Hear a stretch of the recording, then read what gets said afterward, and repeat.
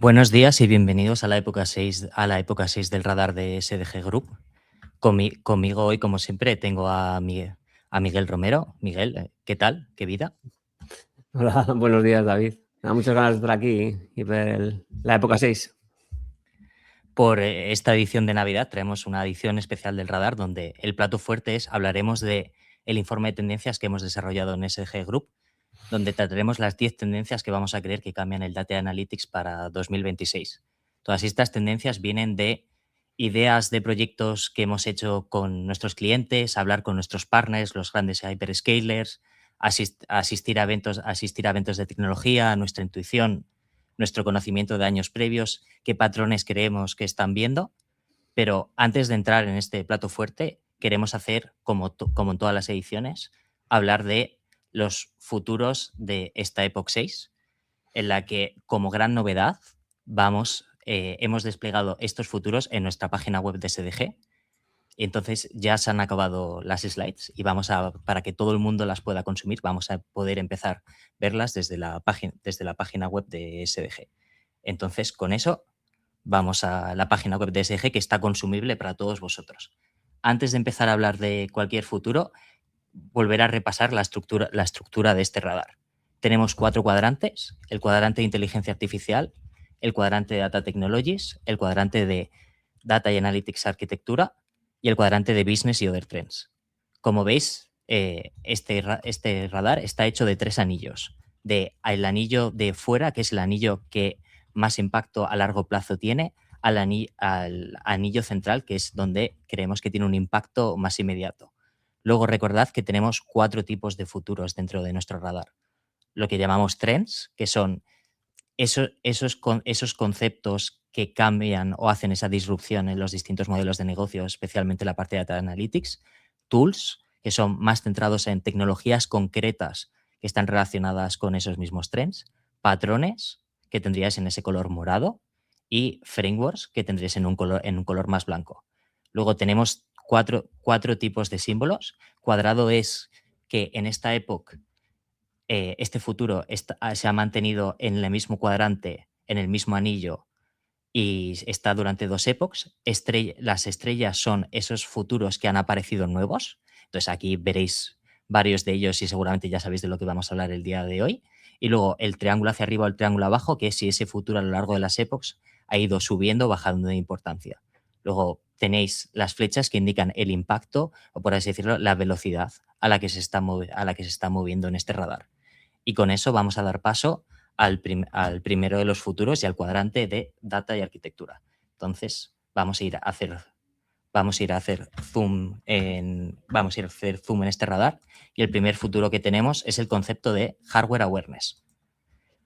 ¿Qué es Hardware Awareness? Estamos muy acostumbrados en el mundo de la IA generativa a utilizar APIs para llamar a LLMs, y una de las cosas que estamos viendo es muchos de nuestros clientes, muchas de las empresas están empezando a buscar unos enfoques un poco más híbridos, en los que ya se empiezan a preocupar de, oye, si tengo un caso de uso en producción, ¿dónde debería desplegarlo? ¿Debería seguir utilizando esta API?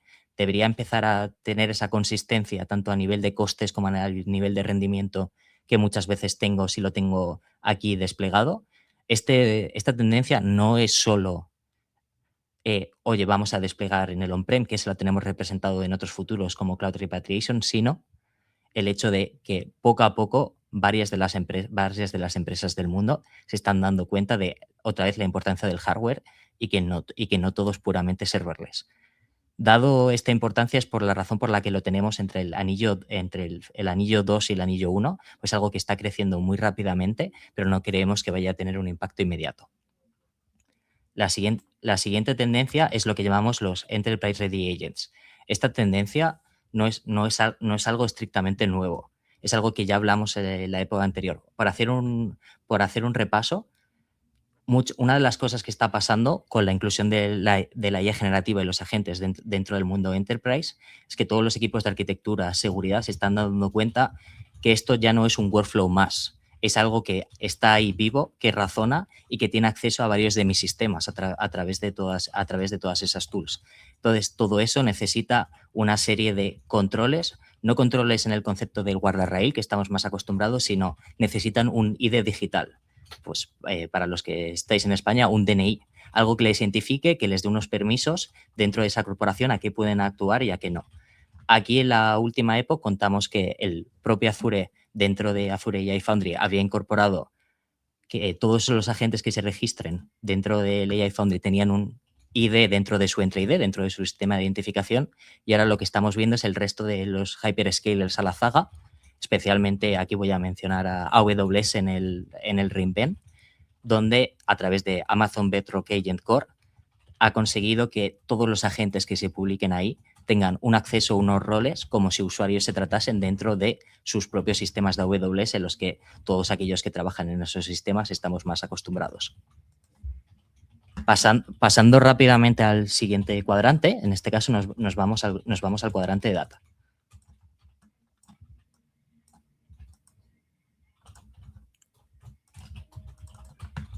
Y ahora, como siempre, va a haber un poco de lag, pero creedme que funciona bien. Entonces, el siguiente tren con el que nos vamos a llamar es los Convergent Data Ecosystems. Una de las noticias que más estamos viendo en el último son los distintos hyperscalers comprándose productos unos a otros o incluyéndose unos sistemas dentro de otros. Aquí creo que la novedad más sonada es el propio SAP, uno de los grandes players del mundo del Data Analytics, que ha empezado a incorporar varios de los sistemas informacionales más habituales, como pueden ser Databricks y Snowflake, dentro de sus sistemas. Pero esta no es solo la única novedad con la que ha habido, también hay otras novedades como players grandes como IBM comprando Confluent para aumentar todas sus capacidades a la hora de integración de datos, e incluso los propios Google y AWS, en los que están mejorando toda la parte de interconectividad para todos esos escenarios multicloud. Entonces, consideramos que este futuro está en este cuadrante importante y que justo ha aparecido, no es un futuro que haya ido pasando de anillos exteriores al anillo central, sino que ha irrumpido con mucha fuerza en los últimos meses por todas las integraciones, todas las adquisiciones y sobre todo lo que esto implica para la mayor parte de las empresas que utilizan estos sistemas. El siguiente futuro son los agentes autónomos para el Data Engineering. Una de las tendencias que estamos viendo con la parte del mundo agéntico es muchas de las tareas que se estaban haciendo en el mundo de Data Engineering están empezando a ser reemplazadas por procesos autónomos. Actualizar esquemas, revisar que un job ha fallado, revisar unos logs y enviar un email, todos esos avisos. Ya no solo el hecho de, oye, envía un email con el log, sino entiende por qué ese log está mal, por qué esto está pasando, arregla este job, hazlo funcionar.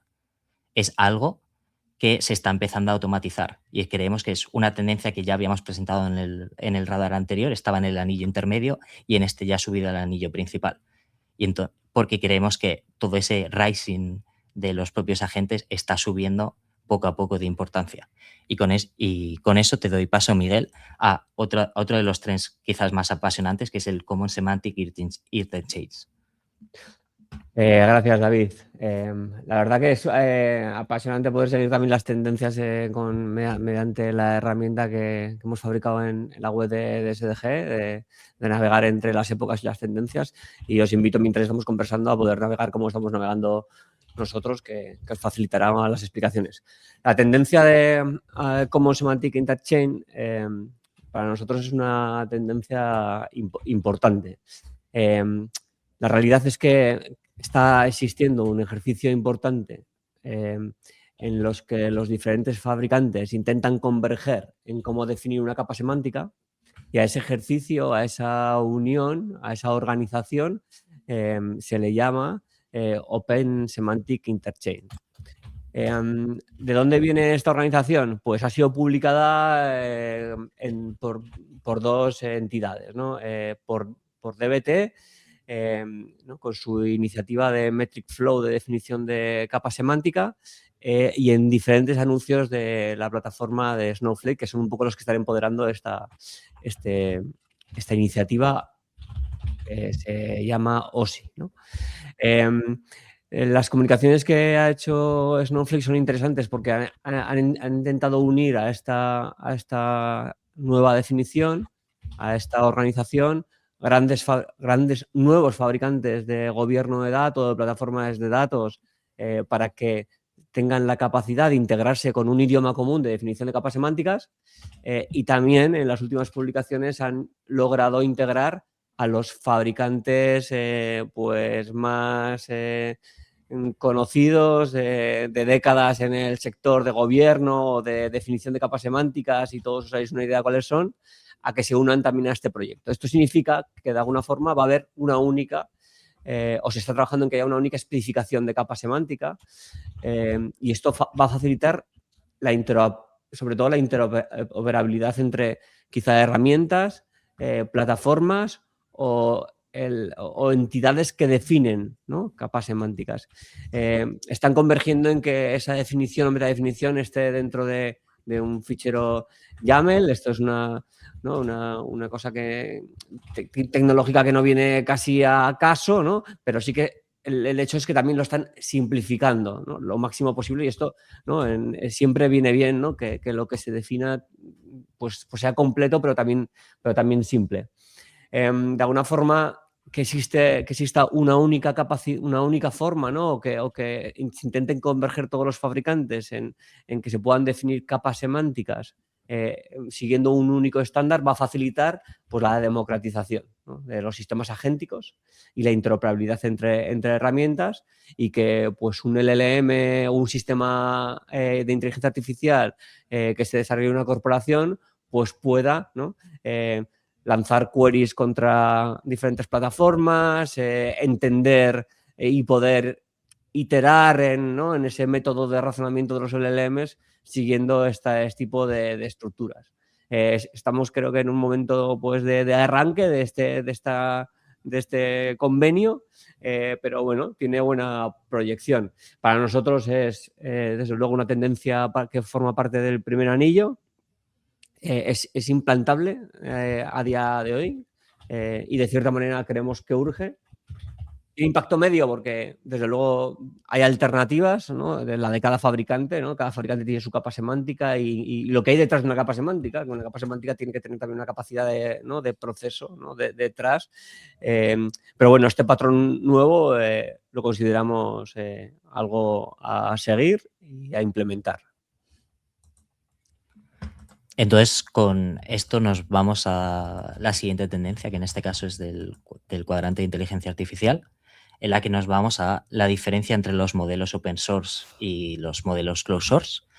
Al final, sobre todo con los últimos releases de los últimos grandes modelos LLMs, desde la última época, GPT-5, GPT-5.1, GPT-5.2, los propios modelos los nuevos modelos de Anthropic, sigue habiendo un gap entre los que son los modelos punteros closed source y los modelos open source. Aquí es estrictamente si nos basamos en lo que son los puros benchmarks públicos que todo el mundo sigue, en los que sigue habiendo esa ventaja de todos esos modelos.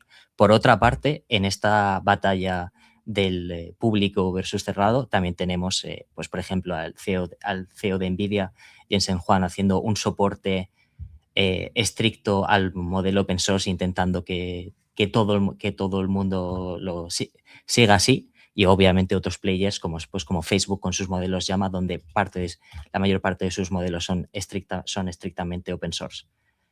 Pero aquí siempre está la pregunta, y ¿este gap se va a mantener? ¿Van a estar siempre los modelos closed source un poco a la vanguardia por al menos 6 meses al ritmo que vamos de ventaja versus lo que son los propios modelos públicos? Creo que, a no ser que haya un cambio en la manera de invertir todas estas empresas, esto va a seguir existiendo. Esa diferencia de ventaja, intentar encontrar esa ventaja significativa versus tus competidores, creo que va a hacer que este gap se mantenga. Como veis, no es un futuro nuevo. Lleva estando en nuestro radar varias épocas, porque no es algo que haya sido cambiado, pero sí que queremos hacer que o pediros a la mayor parte de los que usáis LLM, si estáis preocupados por seguridad, APIs, que también os planteéis el uso de LLMs de código abierto con una estructura de una API fija en la que tú tienes en parte ese control sobre lo que está pasando y lo que no. Y esa es una de las razones por las que lo ponemos en el cuadrante central, porque lo puedes implementar y lo puedes cambiar a día de hoy y tiene un impacto medio. Entonces, si nos vamos al siguiente cuadrante, nos vamos a una cosa que la verdad es que me apasiona, que son los gemelos digitales, que están en el cuadrante medio. Los gemelos digitales no son algo estrictamente nuevo, llevan con nosotros desde casi principios de los 2000.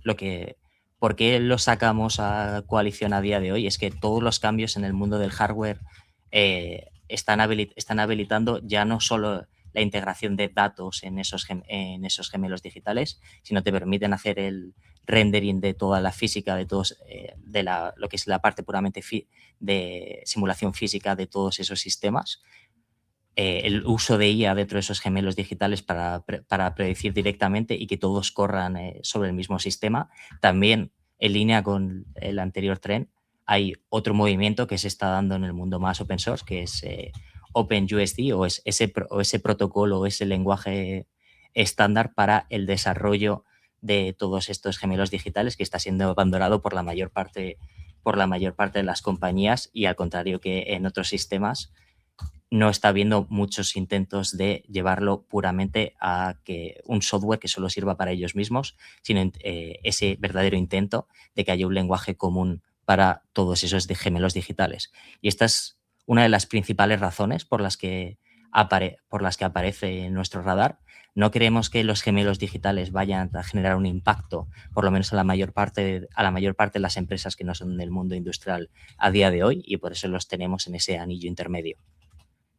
Pero sí que, como veis, consideramos que esa velocidad es más rápida que en otros futuros, y es muy posible que en las siguientes epochs veamos este futuro en el anillo central.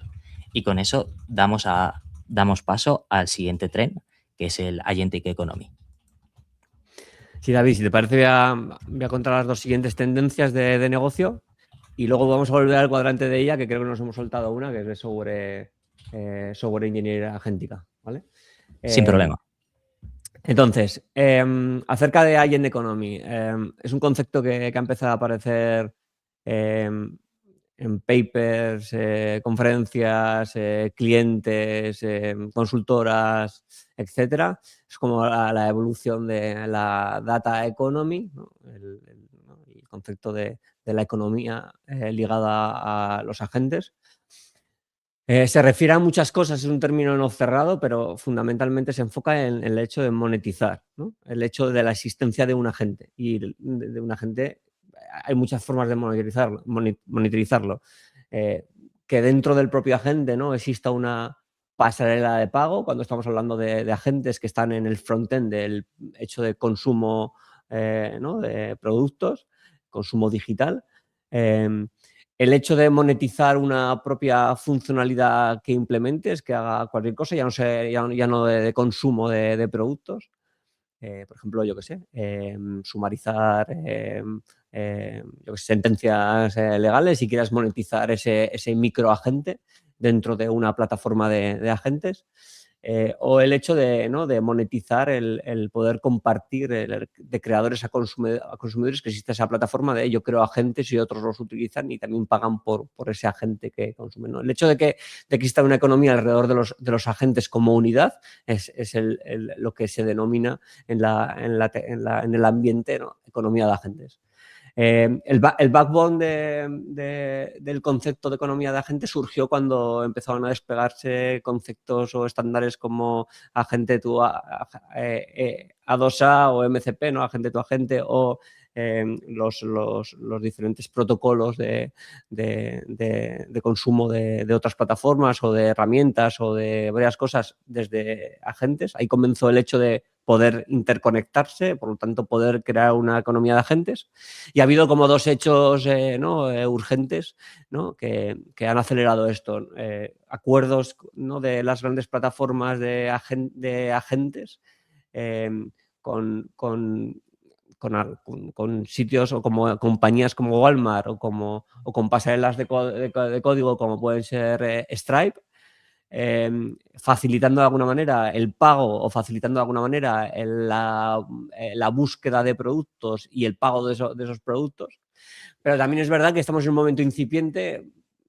Yo no he podido comprar las entradas de Rosalía mediante un agente, ¿no?, de la última gira. ¿Por qué? Porque aún no está de alguna forma democratizado y facilitado el cómo implementar esta economía o esta monetización de la gente. Sin embargo, está ya en algo que va a ser urgente y por eso es una tendencia para nosotros nueva. Está en el segundo anillo porque hay que implementarla, pero lentamente, porque no hay un ecosistema súper forjado a día de hoy, pero va a tener un impacto muy fuerte, ¿no?, el hecho de que existan agentes y que tú puedas de alguna forma pagar por usarlos o disponer todo tu negocio encima de esos agentes, ¿no? Ayer sacaba Stripe ¿no?, la posibilidad de incluir tus portfolios de productos y él mismo ser facilitador de encontrar esos productos y pagarlos con su pasarela. O sea, esto es una cosa que está naciendo y sin duda va a ser algo que va a participar de las tendencias y que vamos a deber implementar alrededor del mundo de data, analytics e inteligencia artificial.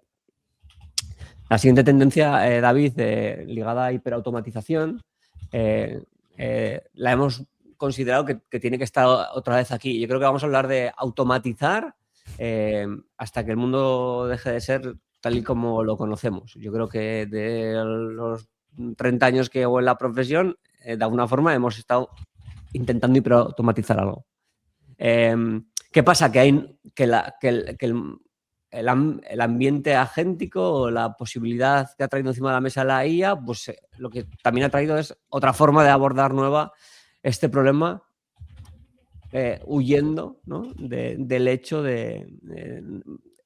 clásico de automatizar algo porque lo programas, ¿no?, tal cual es el proceso o porque incluso grabas el proceso a automatizar y dejas que se ejecute la grabación, ¿no? Ese tipo RPA o ese típico, ¿no?, producto de automatización basado en estas construcciones, pues es lo que está cambiando definitivamente y está cambiando a un mundo agéntico, a un mundo donde tú defines iterativamente con agentes o con sistemas, ¿no?, de modelos de razonamiento, tú defines lo que quieres automatizar. Lo que quieres automatizar se convierte al final también en un lenguaje natural que consta de instrucciones, que consta de reglas de oro, que consta de herramientas a utilizar en esa automatización, junto con un razonamiento, ¿no?, de cómo quieres que sea el proceso automático y ese lenguaje natural que define la automatización luego se ejecuta, ¿no? Se ejecuta ya como una receta de automatización ya planchada. Entonces, ese cambio de yo grabo algo específico y lo ejecuto y eso se hiperautomatizar y encima si le metes ML o IA, porque en el proceso automatizado pues ya tiene, ¿no?, es de la nueva era, está mutando completamente a tú definir el lenguaje natural, la automatización en base a una serie de iteración y que sea eso, ¿no?, el proceso que tú decides automatizar. Este cambio no es superfluo, conlleva pues que nazcan nuevas startups, nuevas plataformas de automatización. Ya no vale el definir una automatización determinística pura, sino que algo más elaborado. Está en el anillo central para nosotros porque es urgente empezar a utilizar esta nueva tecnología, ¿no?, agéntica para hiperautomatizar y tiene impacto medio porque hay otras herramientas maduras que las puedes usar hoy y automatizar ciertas cosas del modo más tradicional. Pero sin duda el cambio va a suceder a hiperautomatizar agénticamente y creemos que hay que subirse en esta tendencia en cualquier proceso de negocio, no solo en cualquier proceso técnico, sino más orientado a cualquier proceso de negocio, donde el lenguaje natural, ¿no?, va a ayudar a definir esas automatizaciones por personas que puede que no sean meramente técnicas. Entonces, para nosotros es urgente, importante y algo que va a ser agente de cambio también tanto de mercado de Data Analytics como de casi os diría de las compañías y la sociedad. Y para acabar... ¿Te parece si hablando de hiperautomatización nos vamos a la última tren? Sí, para terminar las tendencias del radar y terminar este recorrido, acerca de una que nos encanta. Es como ese amor-odio, Pimpinela, me encanta la generación de código, de software, los que llevamos años, ¿no? De alguna forma programando o nos hemos nacido en la era de programar. Esto nos parece fantasía. Entonces, nos encanta, ¿no?, que existan este tipo de herramientas. También estamos un poco en contra, ¿no?, del cómo, ¿no?, se utilizan estas herramientas, pero sin embargo la tendencia está. Hay plataformas y productos productivos, industriales y maduros que permiten elegir un modelo concreto para un problema concreto, un modelo más experto en programación web, un modelo más experto en programación o un modelo más experto en razonar para resolver un problema X, ¿no?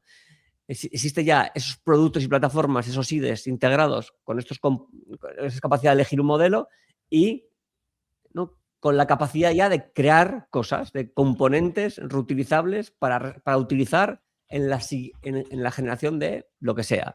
Estos componentes ya se les empiezan a dar nombres, ¿no? Nombres típicos también del mundo agéntico. Agentes, instrucciones, colecciones, ¿no?, prompts, ¿no? El hecho de crear esos componentes te facilita la ingeniería de software basada en sistemas agénticos. ¿Qué significa esto? Que de alguna forma, ¿no?, puedes automatizar la creación de contenedores Docker siguiendo la best practice tanto de Docker como de la compañía y cómo hace Docker esa compañía. Puedes automatizar la optimización de queries siguiendo los principios de ese sistema base de datos y la best practice de esa compañía. Puedes empezar a crear todos esos componentes para automatizar esa generación de código dentro ya de plataformas y herramientas como las que son archiconocidas, que ya os hacéis una idea. De hecho, puedes crear features enteras o soluciones de proyectos enteras a golpe de prompt o de agente, y esto que escale, quiere decir que lo usen otros desarrolladores que igual no son conocedores de cómo solucionar ese problema. ¿Cuál es el límite de estas herramientas y de esta tendencia? Pues uno es la imaginación.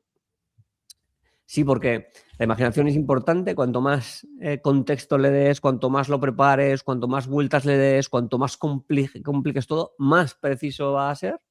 Y también, por otro lado, los límites, la complejidad. Es decir, esto genera código, pero el código que genera soluciona el problema, pero genera código con un índice de complejidad cognitivo alto. ¿Esto qué significa? Que igual para prototipado vale. ¿Para que sea productivo ese código? Pues depende. Si es algo productivo que van a usar dos usuarios, pues igual vale.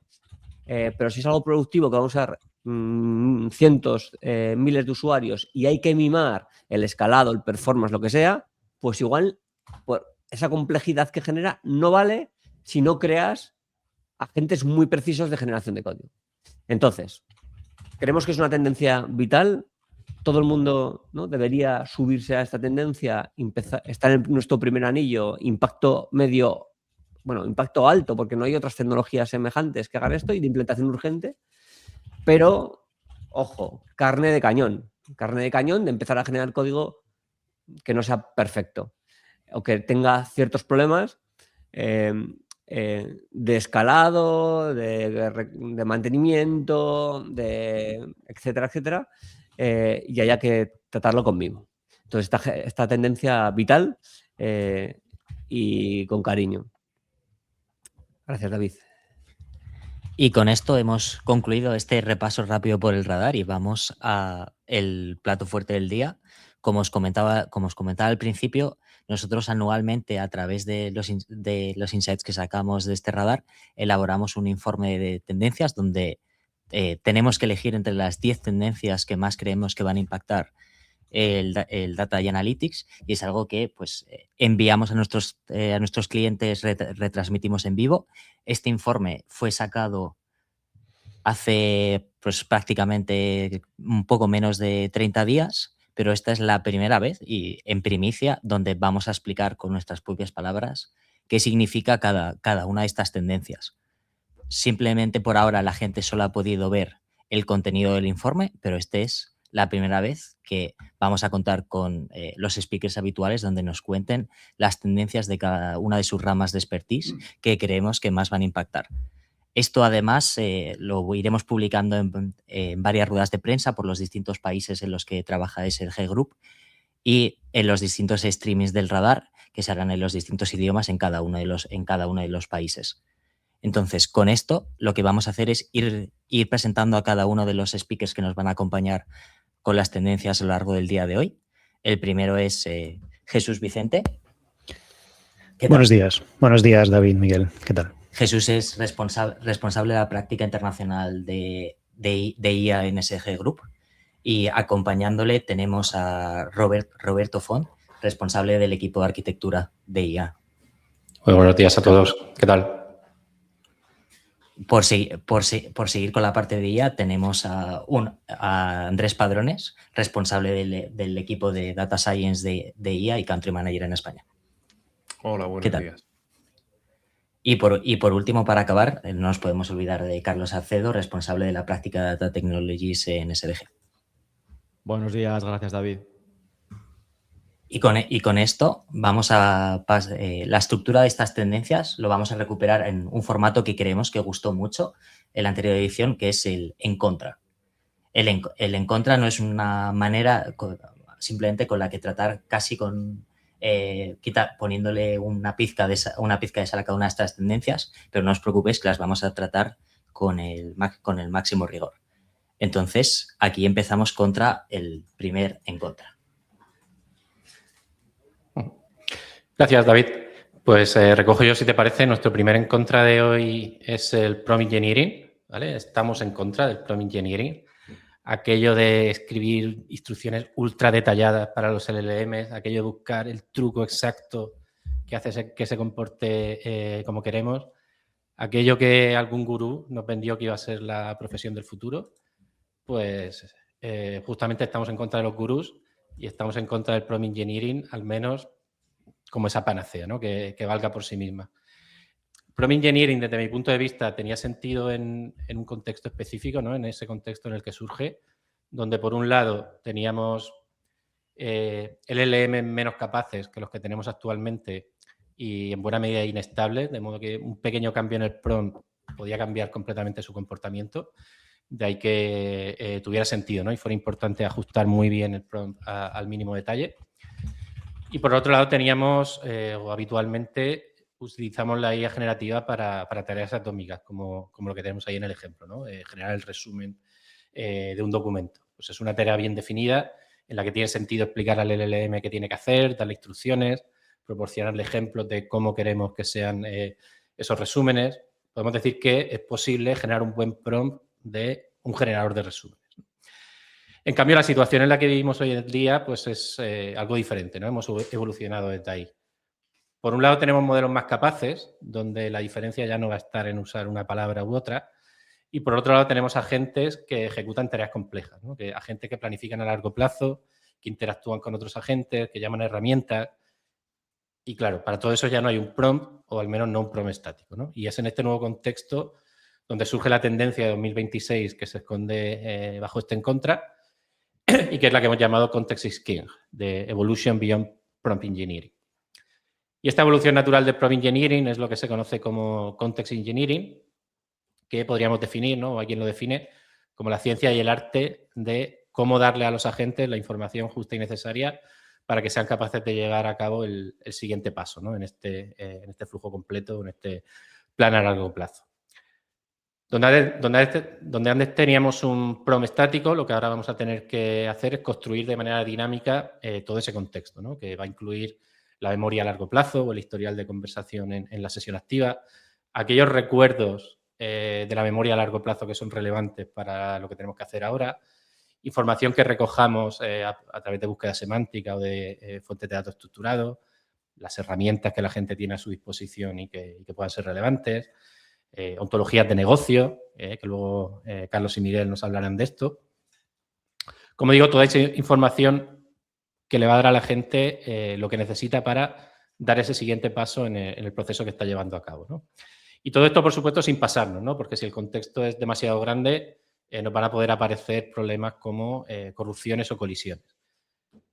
De modo que necesitaremos establecer también mecanismos para compactar el contexto, que los agentes tengan también acceso a una memoria temporal en la que puedan escribir, como si fuera un bloc de notas, o también que determinados procesos puedan correr en un hilo separado, ¿no? Y los aislemos del proceso general para no sobrecargar ese contexto, ¿no?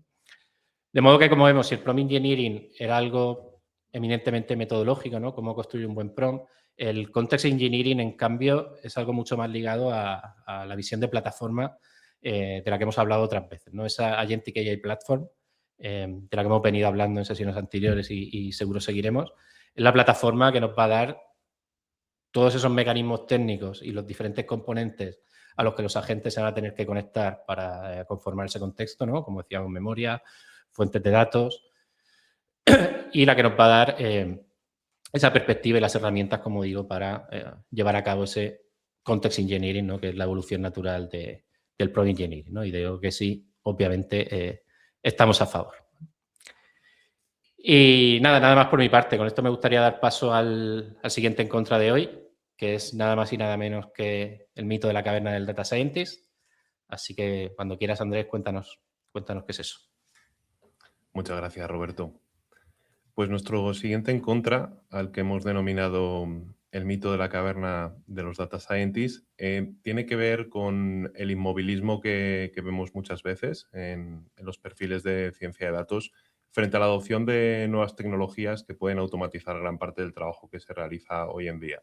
Al final, bueno, este inmovilismo es algo clásico, no solo algo propio de nuestra profesión. Existe en el ser humano desde los tiempos de los luditas y posiblemente desde antes.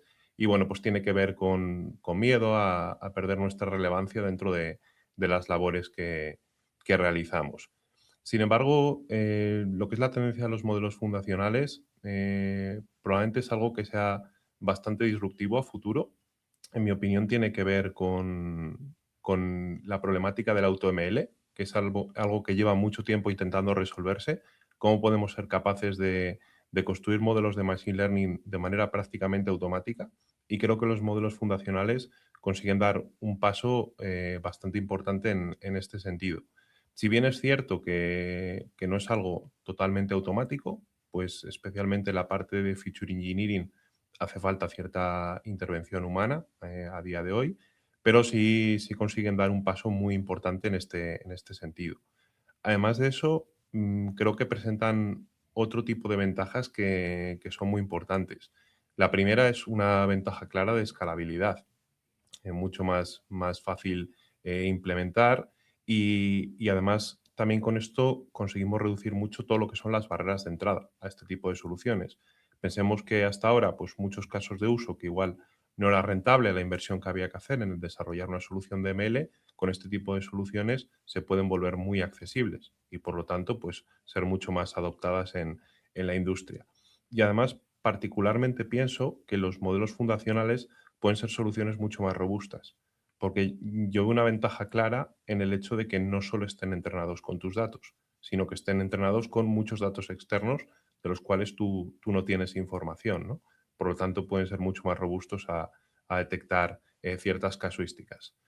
Los vemos en muy diferentes ámbitos. En la parte que más toca Data Science, probablemente forecasting es uno de los principales ámbitos. También toda la parte de Computer Vision, de audio, texto, etcétera, etcétera. Entonces, un poco en este en contra, lo que queremos decir es que no le vemos ningún sentido a presentar resistencia o desconfianza hacia nuevas soluciones que pueden suponer unas ventajas muy importantes frente a métodos tradicionales y seguir empecinados en usar los métodos de toda la vida, ¿no? Algo similar ocurre con utilizar tecnologías simples para hablar con tus datos, de lo que nos va a hablar también Miguel Romero. Muy bien. Bueno, pues si estamos en algo totalmente en contra, es del hecho simplista de hablar con tus datos, ¿no? De hacer soluciones para hablar con tus datos, o de usar soluciones o plataformas o herramientas para hablar con tus datos.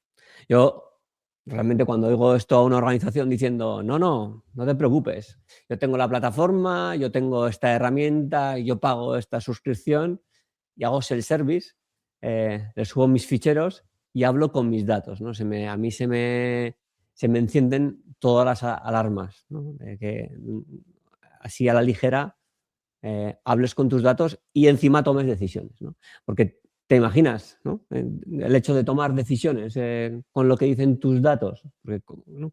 Y aquí, ¿no? Matizo. Con lo que dicen tus datos, ¿qué versión de tus datos? ¿Con la Excel V3 que subes o con la Excel V final que subes o con la Excel V final V1 que has subido donde supuestamente está tu set de datos? ¿Te imaginas, ¿no? Estar en ese momento de tomar una decisión, ¿no? con esos datos o peor, ¿no? Es tomar una decisión con los datos que tienes en dos sistemas de bases de datos quizá operacionales y descubrir que la IA, ¿no? El sistema que está hablando con los datos, autónomamente empiece a tomar decisiones o a fabricar queries o a fabricar resultados en base a las descripciones de las columnas, que igual, ¿no? Columna cantidad total y nadie sabe de qué, y descripción de cantidad total, pues cantidad total de ventas, ¿no? Te imaginas, ¿no? Que una IA empieza a confabular, tomando decisiones o hablar con tus datos en base a estas, ¿no? Estos metadatos tan peregrinos, ¿no? O es peor, te imaginas que una IA, ¿no? Lea datos de una ingesta que falló. Entonces, de alguna forma, estamos totalmente en contra de hablar con tus datos sin más, ¿no? Sin más significa sin considerar los escalones de madurez del ámbito y de la profesión de los datos en los que tiene que estar una compañía. Hay escalas de madurez, decenas diría, ¿no? Pues que tengas una estructura de capas de datos, que tengas versiones de los datos, que tengas un data warehouse, que tengas un data warehouse corporativo, que tengas un data lake y un data warehouse, que tengas data mart departamentales, que tengas una gestión de roles para consumir los datos, que tengas ciertos datos encriptados, protegidos, que tengas una auditoría de quién está consumiendo qué datos y cuáles no, que tengas responsables de quién ha generado ese dato y de los procesos que cargan esos datos, que tengas capas semánticas o globales o por cada grupo de datos, que tengas un catálogo de datos, ¿no? Esa madurez, ¿no? Es fundamental en el hecho de hablar por los datos. Entonces, estamos muy en contra de hablar con los datos si los datos no están AI ready. Y que los datos estén AI ready significa que hayan pasado estas etapas de madurez de data y BI en las que llevamos viviendo años. Y esto, ¿no? Es cuando estamos hablando solo de datos estructurados, ¿no? Desde una Excel hasta una tabla, hasta una fila. ¿Qué pasa cuando una gran parte de los análisis o una gran parte de la potencia de la inteligencia artificial generativa está enfocándose en los datos no estructurados? Y hablo de documentos. Los documentos ahora están convirtiéndose en el nuevo origen.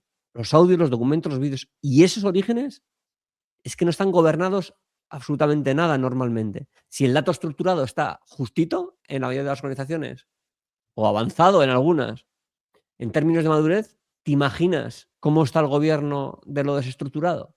¿Te imaginas, ¿no? Decir, yo hablo con mis datos de esto que esté tan desgobernado?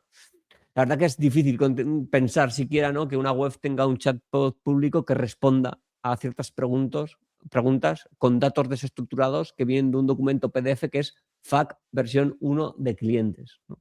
Es como muy duro, ¿no? Poder dejar toda esa responsabilidad a una inteligencia artificial. Entonces, estamos en contra de hablar con tus datos, porque de alguna forma ni siquiera te fías de cierta manera en tus datos, y no te fías de tus datos si no sigues esta tendencia, ¿no? que de alguna forma ponemos encima de la mesa, que es, oye, no solo datos. La IA no necesita solo datos. La IA necesita AI ready data, es decir, datos gobernados y con significado, ¿no? no solo vale que haya datos y sistemas que procesen cálculo. Necesitamos, ¿no?, un montón de capas para que de verdad la reactividad de una IA sea positiva. Entonces, esta tendencia que para nosotros es importante, que es, ¿no?, fabricar datos con significado para que la IA pueda tomar decisiones, o AI Ready, ¿no?, Semantic Aware Solutions, poder hacer soluciones de datos que están preparados para la IA porque tienen una semántica, porque tienen, ¿no?, estas capas que estoy continuamente comentando, pues es fundamental. Entonces, de alguna forma, patrocinamos o empoderamos a que las compañías adquieran ese punto de madurez en sus repositorios de datos centralizados, en sus data warehouse, en sus data lakes, ¿no?, que tengan la arquitectura correcta, que tengan los diccionarios de datos correctos, que tengan las reglas de negocios correctos, que tengan las ontologías correctas, que tengan las capas semánticas correctas, para poder hacer no solo buen reporting y buen dashboarding, que es algo que actualmente pues tiene cierta madurez en las compañías, sino que una IA pueda navegar, ¿no? Si no, hacer un sistema de IA es muy complicado. Entonces, tener este puntito de madurez es importante y es una lucha urgente en todas las organizaciones. Si antes era vital para hacer un reporte, pero bueno, el reporte lo podías apañar, imagínate lo vital que es cuando un modelo está intentando razonar, ¿no?, o está intentando plantearte un plan en base a estos metadatos, estas capas semánticas, estas ontologías, estos diccionarios de datos, ese contexto de negocio. Es muy difícil, ¿no?, que podemos pasar de test a SQL sin esto fabricado. Es también mágico siquiera considerar, ¿no?, que porque un producto tenga su capa de test to SQL, eso vaya a funcionar, aunque lo haya hecho el propio producto y sepa generar SQL el que mejor de ese producto, si no está fabricado estas capas. Y estas capas no las fabrica una IA, ni estas capas vienen autofabricadas. Estas capas las fabrica la madurez y la inversión en tus datos para tomar decisiones en ellos. Entonces, estamos en contra de hablar con tus datos sin más, porque estamos a favor, ¿no?, de la tendencia de hablar con tus datos AI Ready Semantic, ¿no? Tus datos tienen que estar preparados para este negocio. Y esto es lo que queremos expresar con esto en contra y con esta tendencia. Y creemos que es casi vital para el año 26 y siguientes años, como ha sido vital el hecho de darle estructura a tus datos y gobierno a tus datos en estos 25 años de BI que yo al menos he vivido. Y las corporaciones seguro que en algunas más. Y nada, doy paso a la siguiente tendencia y por lo tanto al siguiente en contra, que si estoy, ¿no?, un poco harto de hablar con los datos sin más, imagínate cuando oigo, ¿no?, yo migro, ¿no?, a otros lenguajes automáticamente. Pues estoy casi en contra, ¿no?, del hecho de migrar a otros lenguajes o migrar a ciegas, ¿no? Así que nada, Carlos, te cedo el testigo. Gracias, Miguel.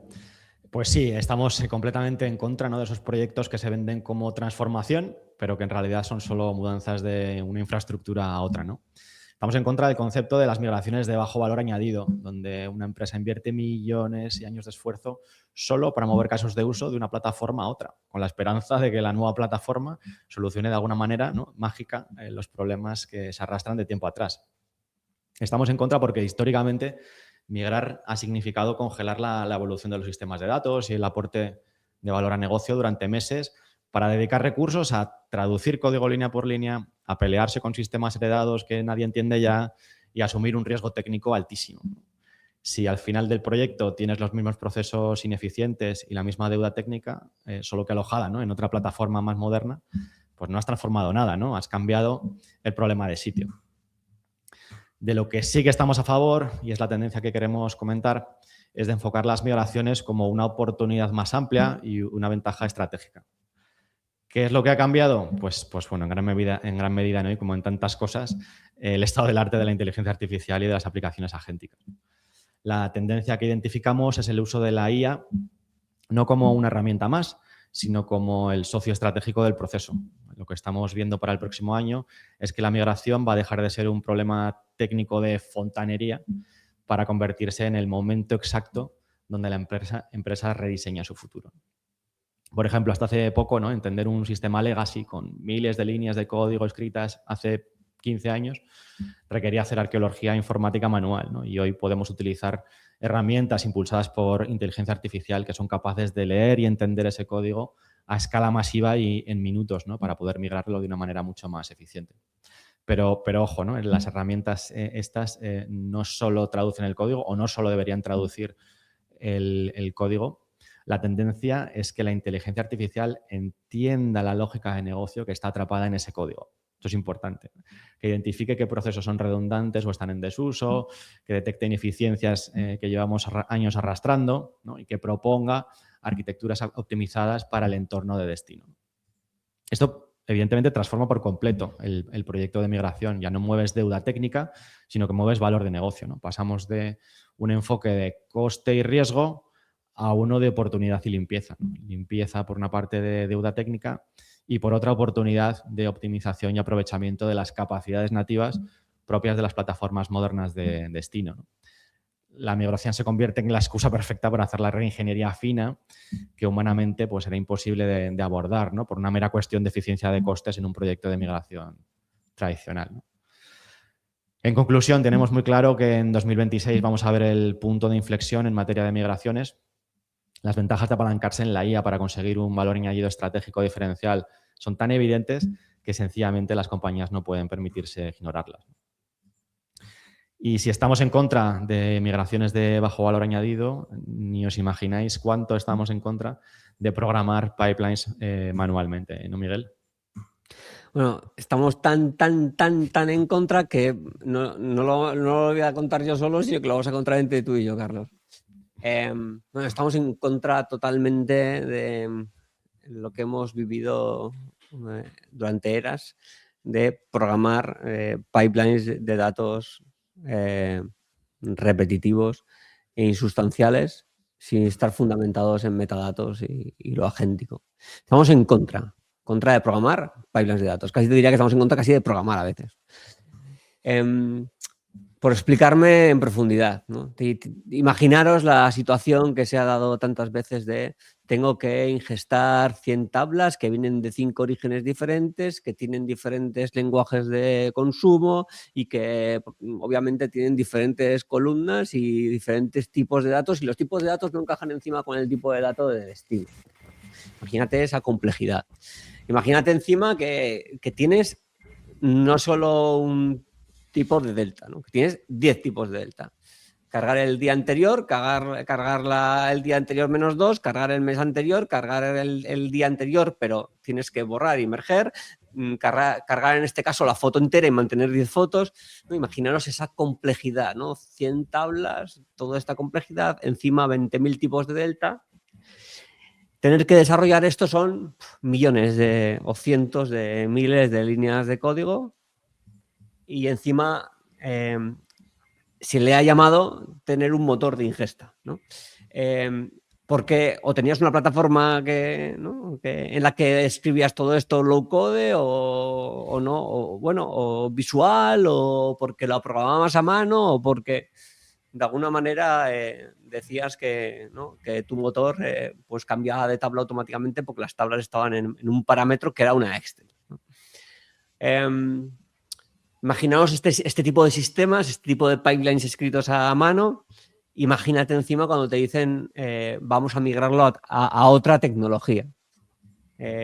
Pues a veces te lo encuentras en lenguajes propietarios, a veces te lo encuentras en Java, a veces te lo encuentras en SQL en host, a veces te lo encuentras en host, a veces te lo encuentras en idiomas y lenguajes y frameworks inhóspitas que no sé cómo han llegado a fraguarse.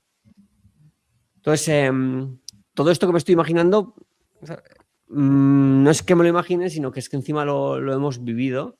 Y sí que es verdad que en el sector de Data Analytics pues, se han cultivado, ¿no? Así muchísimos ingenieros y han descubierto, ¿no? Que así no se hace. Pero ¿cuántas organizaciones han gastado todo su presupuesto anualmente, ¿no? En escribir pipelines y pipelines y pipelines, ¿no? Esto te lleva a los otros subencontras que ya estaba casi nombrando, ¿no? No lo programo, sino que lo programo en en low code y tengo un interpretador de low code mío, programo, pero reutilizo 50 componentes, uno que genera queries y otro que deja traza, y esa traza es difícil de analizar, etcétera, etcétera, etcétera. Entonces, yo entiendo que todos os veis reflejados en este estar en contra de casi de programar, ¿no? Ad hoc por cada origen, por cada columna, por cada tabla, o incluso automatizar un poquito, ¿no? Casi estamos en contra. Estamos en contra de esto porque hay una tendencia clara, ¿no? En el mercado en cómo se hacen soluciones de data y analytics.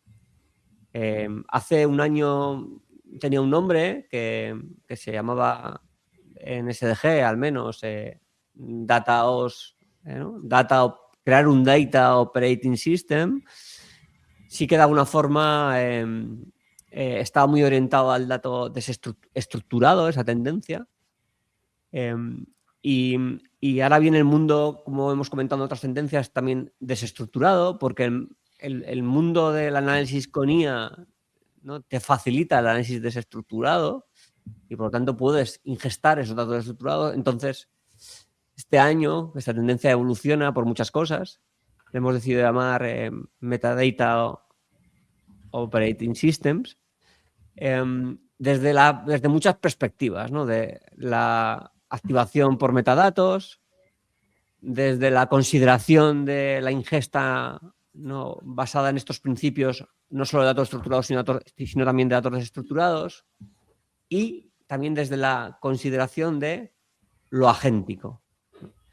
Lo agéntico es importante en esta tendencia. Lo agéntico está entrando en casi cada disciplina y en data tiene mucho que hacer. Por esto que os comento continuamente, ¿no? De estar en contra de programar cosas ad hoc. Así que nada, Carlos, te dejo explicar esa tendencia en profundidad porque es fundamental para nosotros y nos queremos quitar, ¿no? de estar programando en pipelines constantemente. Sí, correcto. Creemos que el mercado se está alejando, ¿no? De los metadatos pasivos tradicionales y de las manualidades para moverse a una capa de inteligencia operativa hiperautomatizada basada en metadatos activos. Son metadatos que forman un tejido conectivo en nuestra plataforma de datos que está vivo de alguna manera. La tendencia para los próximos años es la implementación de un Metadata Operating System, como comentaba Miguel. Imaginaos esto no como un libro de consulta de metadatos, sino como el sistema nervioso central de vuestra arquitectura de datos, ¿no? Que desbloquea una dimensión completamente diferente de lo que entendemos como plataforma de datos tradicional. Esta capa de metadatos activa no solo permite potenciar la explotación y el consumo de los datos mediante sistemas agénticos, sino que además, y esto es lo verdaderamente interesante, ¿no? y lo que rompe más esquemas, es que permite habilitar una generación nueva de ingeniería de datos. Apostamos por agentes autónomos que viven dentro de ese ecosistema, ¿no? De ese sistema operativo. Imaginaos agentes de inteligencia artificial que gracias a estos metadatos pueden generar automáticamente los pipelines de datos, pueden repararlos cuando detectan un error, pueden optimizar autónomamente los modelos de datos para optimizar el rendimiento y pueden realizar operaciones, ¿no? De FinOps en tiempo real para garantizar la eficiencia de costes, ¿no? El potencial es infinito y aún se está perfilando, pero sin duda es prometedor y lo que es más importante es viable, ¿no? No es ciencia ficción, aunque pueda parecerlo por lo impactante de la cosa. Para 2026 esperamos que estos agentes asuman gran parte de la carga operativa de las plataformas de datos de última generación. Pero esto solo es posible si existe esa capa fundacional de Metadata Operating System que les dé contexto, ¿no? Por una parte, y por otra parte las reglas del juego, ¿no? Sin estos metadatos activos, la inteligencia artificial de alguna manera está coja, ¿no? Con ellos. Por el contrario, las posibilidades son pues, virtualmente ilimitadas. Y si estamos en contra de programar pipelines a mano, pues tanto o más, ¿no? De generar embeddings, ¿no? Y de algunos tipos de arquitectura RAG. Gracias, Carlos y Miguel. Pues fíjate, voy a ir mucho más allá, ¿no? Como decía Carlos, estamos en contra del RAG, de las arquitecturas RAG, de Retrieval Augmented Generation, y estamos incluso en contra de todo lo que nosotros mismos dijimos en esa época 1 del radar, que ya parece bastante atrás, ¿no? Así es, estamos en contra del RAG y de pensar que la solución a todas las preguntas desde una perspectiva de IA generativa que venimos dibujando en los últimos tiempos, que esa solución está únicamente en coger trozos de documentos, desmembrarlos, generar esos embeddings, recuperarlos de una base de datos vectorial y con eso un poquito de contexto, un poco de PROM, un LLM, vamos a generar soluciones que realmente aporten valor a las compañías, ¿no? ¿Por qué estamos en contra de esto? Tú imagina, ¿no? Imagina decir que tu compañía está adoptando la IA y está desarrollando agentes de IA en virtud de todas las tendencias, todo lo que estamos viendo en el mercado, para terminar gastando miles de euros en hacer el mismo proyecto que podías hacer en 2023, ¿no? Imagina que generas esos embeddings con procesos manuales para unas pocas decenas de documentos y a eso lo llamas tu base de conocimiento, ¿no? Esa knowledge base que está en todas las tendencias, en todos los reportes, es algo que tenemos que tener y eso es lo que estamos haciendo, ¿no? Imagina además decir a tus usuarios que tu chatbot no sabe nada de tu data warehouse ni de tus sistemas de ticketing, que no está integrado con los modelos de ML que justificaron tu budget hace 4 años, ¿no? Que ese es tu enfoque de solución cuando estamos hablando de RAG. Imagina incluso que la experiencia de usuario de tus agentes a nivel conversacional se parezca a esa prueba de concepto que hiciste con Rasa en 2020, ¿no? Que al final tu manera de hablar con el agente va súper encorsetada, tienes que ir en base a unos intents concretos y tienes que dibujar esa experiencia conversacional casi con flujos conversacionales predefinidos y muy, muy encorsetados. Y además imagina, y desgraciadamente no es difícil de imaginar, que el razonamiento no formase parte de la toma de decisiones empresarial y que las respuestas generadas por esos agentes de IA en los cuales te estás gastando tu presupuesto dé menos confianza que un Alfa Romeo, ¿no?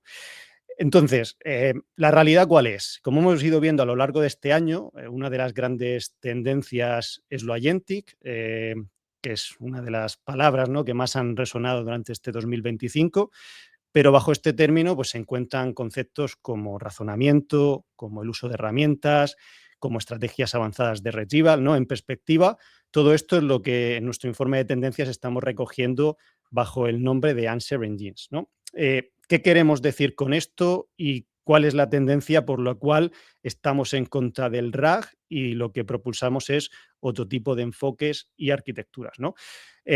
Los motores de generación de respuestas modernos al final se asientan en múltiples capas de complejidad que es necesaria y ha de ser modular, ¿no? Con el objetivo de adaptarse a las exigencias actuales de lo que un asistente virtual o cualquier tipo de activación de la IA que queramos construir ha de ser, ¿no?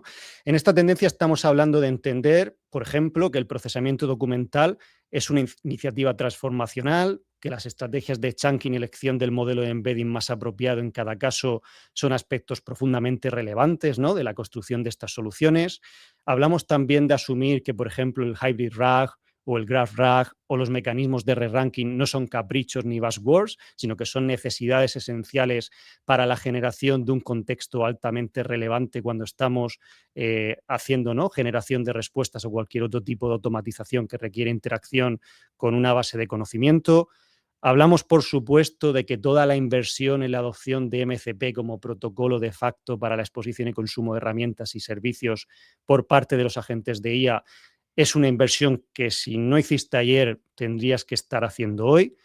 Y, cómo no, hablamos también de la máxima expresión de lo agentic, ¿no?, de las arquitecturas de múltiples agentes en cualquiera de las partes de ese espectro de lo agentic que hemos presentado, ¿no?, en radares anteriores, colaborando entre ellos y razonando su propio camino para, en virtud de todo lo anterior, no únicamente generar respuestas, sino generar experiencias conversacionales donde lo agentic se mezcla con lo humano para proporcionar herramientas no únicamente para generar respuestas a preguntas, para ser un compañero más en tu trabajo, ¿no?, al final, que te acompaña en la toma de decisión, en el análisis, en la automatización, en cualquier tarea, de una manera puramente interactiva, ¿no?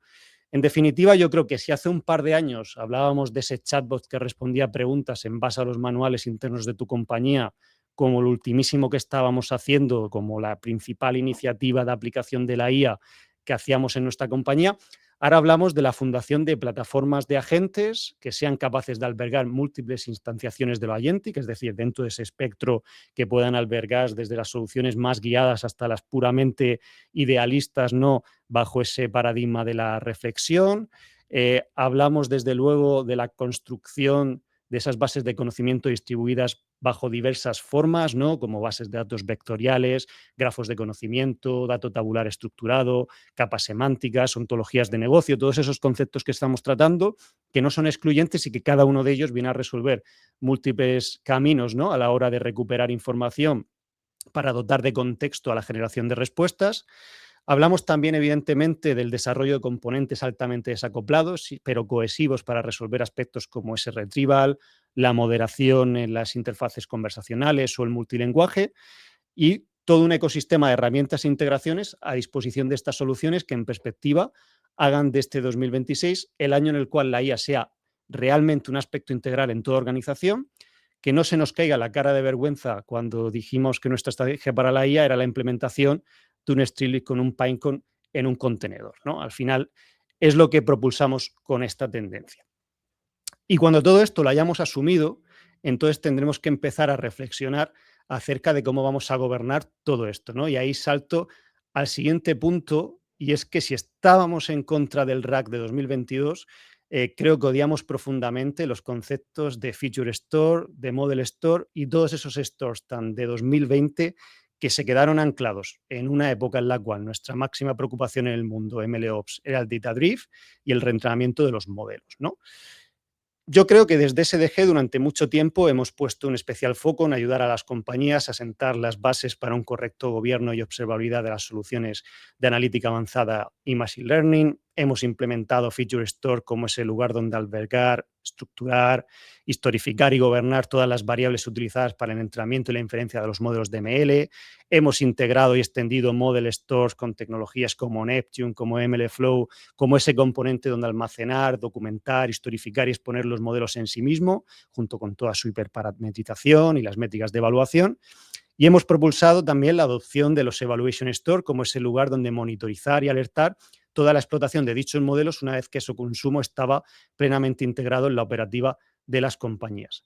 Sin embargo, como todos sabemos, llegó la IA generativa, llegaron los LLMs, llegó el susodicho RAGs, llegaron los chatbots útiles por primera vez en la historia, los agentes de IA, llegó incluso la hiperautomatización ampliamente adaptable basada en temas como MCP, como QA, ¿no? Computer Using Agents y otras muchas cosas.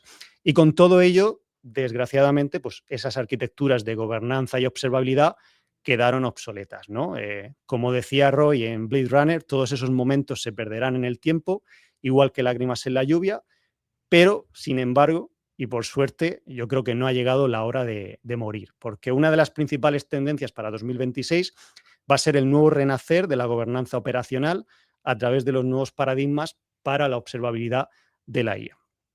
Para entender esta tendencia, en primer lugar, es necesario entender a qué retos nos enfrentamos a la hora de gobernar toda esta miriada de nuevas tipologías de soluciones de la IA, ¿no? Necesitamos, por ejemplo, establecer nuevas estrategias de evaluación de las aplicaciones de IA. Ya no bastan los enfoques basados en métricas de cálculo directo basadas en matrices de confusión, sino la evaluación de cómo de bien funciona un mecanismo de retrieval o cómo de apropiadas son las respuestas generadas por un agente, se convierte en sí mismo en problemas cognitivos, como hemos dicho en otras ocasiones, sujetos a la aplicación de modelos fundacionales y la construcción de un ground truth semántico para la propia evaluación de la solución, ¿no? Se nos añade un nuevo grado de complejidad cuando queremos evaluar este tipo de soluciones de ámbito cognitivo y generativo. Además, en contextos de arquitecturas cada vez más cercanas a lo multiagente, como hablábamos en el caso, ¿no?, del anti-RAG, necesitamos formas para catalogar, documentar, exponer los agentes casi como una unidad atómica de funcionalidad, ¿no? De forma similar a como entendíamos los modelos de ML en asociación con un Model Store, necesitamos asimilar e implantar un Model Catalog como ese lugar, un Agent Catalog, como ese lugar donde toda la compañía establezca cuáles son sus principales assets a la hora de construir soluciones complejas de hiperautomatización, IA informacional, IA conversacional o cualquier tipo de activación que hagamos para la IA. También necesitamos entender, y esto es muy importante, que el prompt es la nueva hiperparametrización y el nuevo entrenamiento, y que implementar un Prompt Store es esencial para garantizar una estrategia completa de flexibilidad, tolerancia al cambio y capacidad de auditoría de las soluciones de IA generativa. También necesitamos extender esos Evaluation Store para el mundo de lo cognitivo, capturando toda la interacción de los sistemas. Aquí se dan múltiples situaciones, ya sea usuario-agente, ya sea agente-agente en esa comunicación entre agentes en arquitecturas multiagente y protocolos como agent-to-agent, o la propia reflexión de los agentes en su propia definición, ¿no?, de ese camino generativo agentic en lo que van a hacer, e implementar procesos de análisis cognitivo que permitan no únicamente generar métricas de calidad, que también, sino también dar luz sobre lo que no está funcionando bien en estos sistemas, ¿no? Yo creo que además es una de las partes en las que pone especial foco alrededor de la observabilidad del gobierno, y es entender que el sesgo de supervivencia ya no es una excusa para mejorar nuestras soluciones de IA, que el fallo pasa a ser algo totalmente orgánico y auditable de las soluciones, y una manera ya no solo de poder ir mejorando los sistemas, sino también de entender dónde en nuestra compañía tenemos los principales pain points, ¿no? Y por supuesto, necesitamos dotar de observabilidad a todo lo que ocurre alrededor de ese Bitcoin de la IA generativa, que son los tokens, ¿no? Al final los tokens son la principal problemática: cuántos consumo, cuántos necesito, cuántos tengo de máximo, cuáles son mis cuotas, cuál es el precio por token, me van a subir el precio el año que viene, ¿no? Ahí tenemos una especial preocupación, y además aquí me atrevo a acuñar el término FinAIOps como el siguiente gran reto al que se van a enfrentar las compañías en el escalado de las soluciones de IA, ¿no? Pasar de esa POC a los miles de usuarios no será únicamente un problema técnico, evidentemente también, sino que también será un problema de negocio, ¿no? Y la observabilidad operacional será clave para poder optimizar, para poder hacer ese fine-tuning de las soluciones y garantizar que el business case no se vaya al traste, no porque no somos capaces de generar una solución buena, sino porque de repente el coste es inasumible porque hemos ido con una estrategia demasiado burda a la hora de construir la solución, ¿no? Todo esto nos hace estar en contra de los feature stores, como decía, como concepto vintage, y ver la fundamentación de la Agentic IA Platform como un must para el plan estratégico de IA para 2026 de todas las compañías, y donde SDG, desde luego, os podrá acompañar con total garantías, ¿no? Donde quizá no haya tantas garantías es en el futuro de las infraestructuras actuales para la IA, de lo que, como David nos va a contar, también estamos en contra. Pues nuestro siguiente en contra estamos en contra del cloud computing. No solo del cloud computing, sino el cloud computing como única manera de hacer IA. Estamos en parte cansados de llamar a APIs desplegadas como software as a service en los distintos hyperscalers, y, como decía Jesús, no tener ese control del coste fino de lo que va a pasar, el control de qué throughput voy a tener, me va a fallar mi sistema, mi caso de uso no va a tener sentido cuando yo despliegue todo mi sistema en ese cloud. Así que, aparte de la pura gobernanza, una de las cosas con las que queremos empezar a combatir es el uso exclusivo del cloud. Realmente aquí los puntos de dolor pueden venir por varios sistemas. En el mundo puramente operacional, ¿qué pasa si yo tengo un modelo de IA, un caso de uso de IA desplegado en mi fábrica y se cae Internet?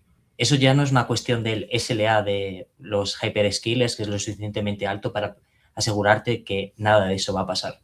Pero cosas como, oye, ¿qué pasa si pierdo la conexión con este sistema? ¿Qué pasa si, aunque no la pierda, empieza a tener latencias y mi caso de uso empieza a ir más lento? ¿O qué pasa si ellos saben que estás obligado a utilizarles y te empiezan a subir el coste por token? Al final, estas son muchas de las métricas de las que más afectan al retorno de cada uno de estos casos de uso. No queremos abogar exclusivamente por, oye, pues, vuelta al mundo on-premise y todo el mundo a desplegar sus sistemas. Es que queremos que el uso del cloud o el uso de los sistemas on-prem tenga un racional. Porque es cierto que en los últimos años hemos pasado de 0 cloud a 100 cloud en todos los sitios por su facilidad de cómputo, pero en el caso de la IA generativa esto tiene varios problemas. No sé, toda persona que ha desarrollado casos de uso de IA le ha pasado que ha actualizado la versión de un mismo modelo y su prompt no sirve, la respuesta ha cambiado, te ha dejado de funcionar y tengo que actualizar absolutamente todo antes de sacar mi nueva release de mi nuevo producto. Y esto nos lleva a la verdadera tendencia que reside en contra del cloud computing, que es, hay casos de inteligencia artificial que se tienen que empezar a hacer en el edge, en el borde. En este caso, antes, cuando hablábamos del radar, habíamos hablado de los propios gemelos digitales y cómo pues, nuevo hardware había habilitado nuevos casos de uso encima de todos ellos, tanto para el rendering de la física como el hecho de los propios correr modelos.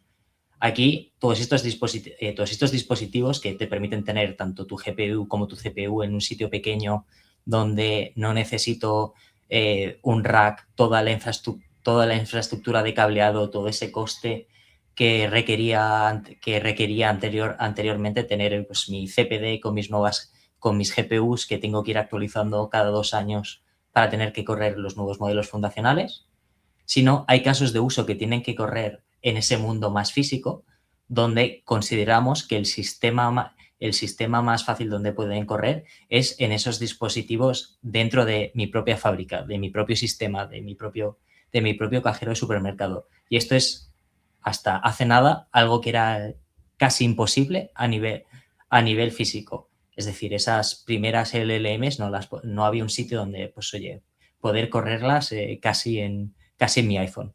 No estrictamente en un teléfono, pero sí en dispositivos un poco más grandes que sí tienen esa GPU y tienen ese software compatible con ese nuevo hardware. Entonces, es toda esta parte del edge el que nos aborda tanto nuevos casos de uso como el hecho de poder controlar el precio, poder controlar el throughput, poder controlar que en mi caso de uso, que puede salvar vidas, puede ahorrar millones, nunca se puede caer porque la conectividad está directamente en mi propio sitio.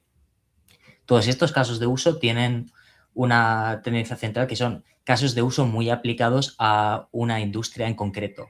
No son conceptos totalmente generalistas.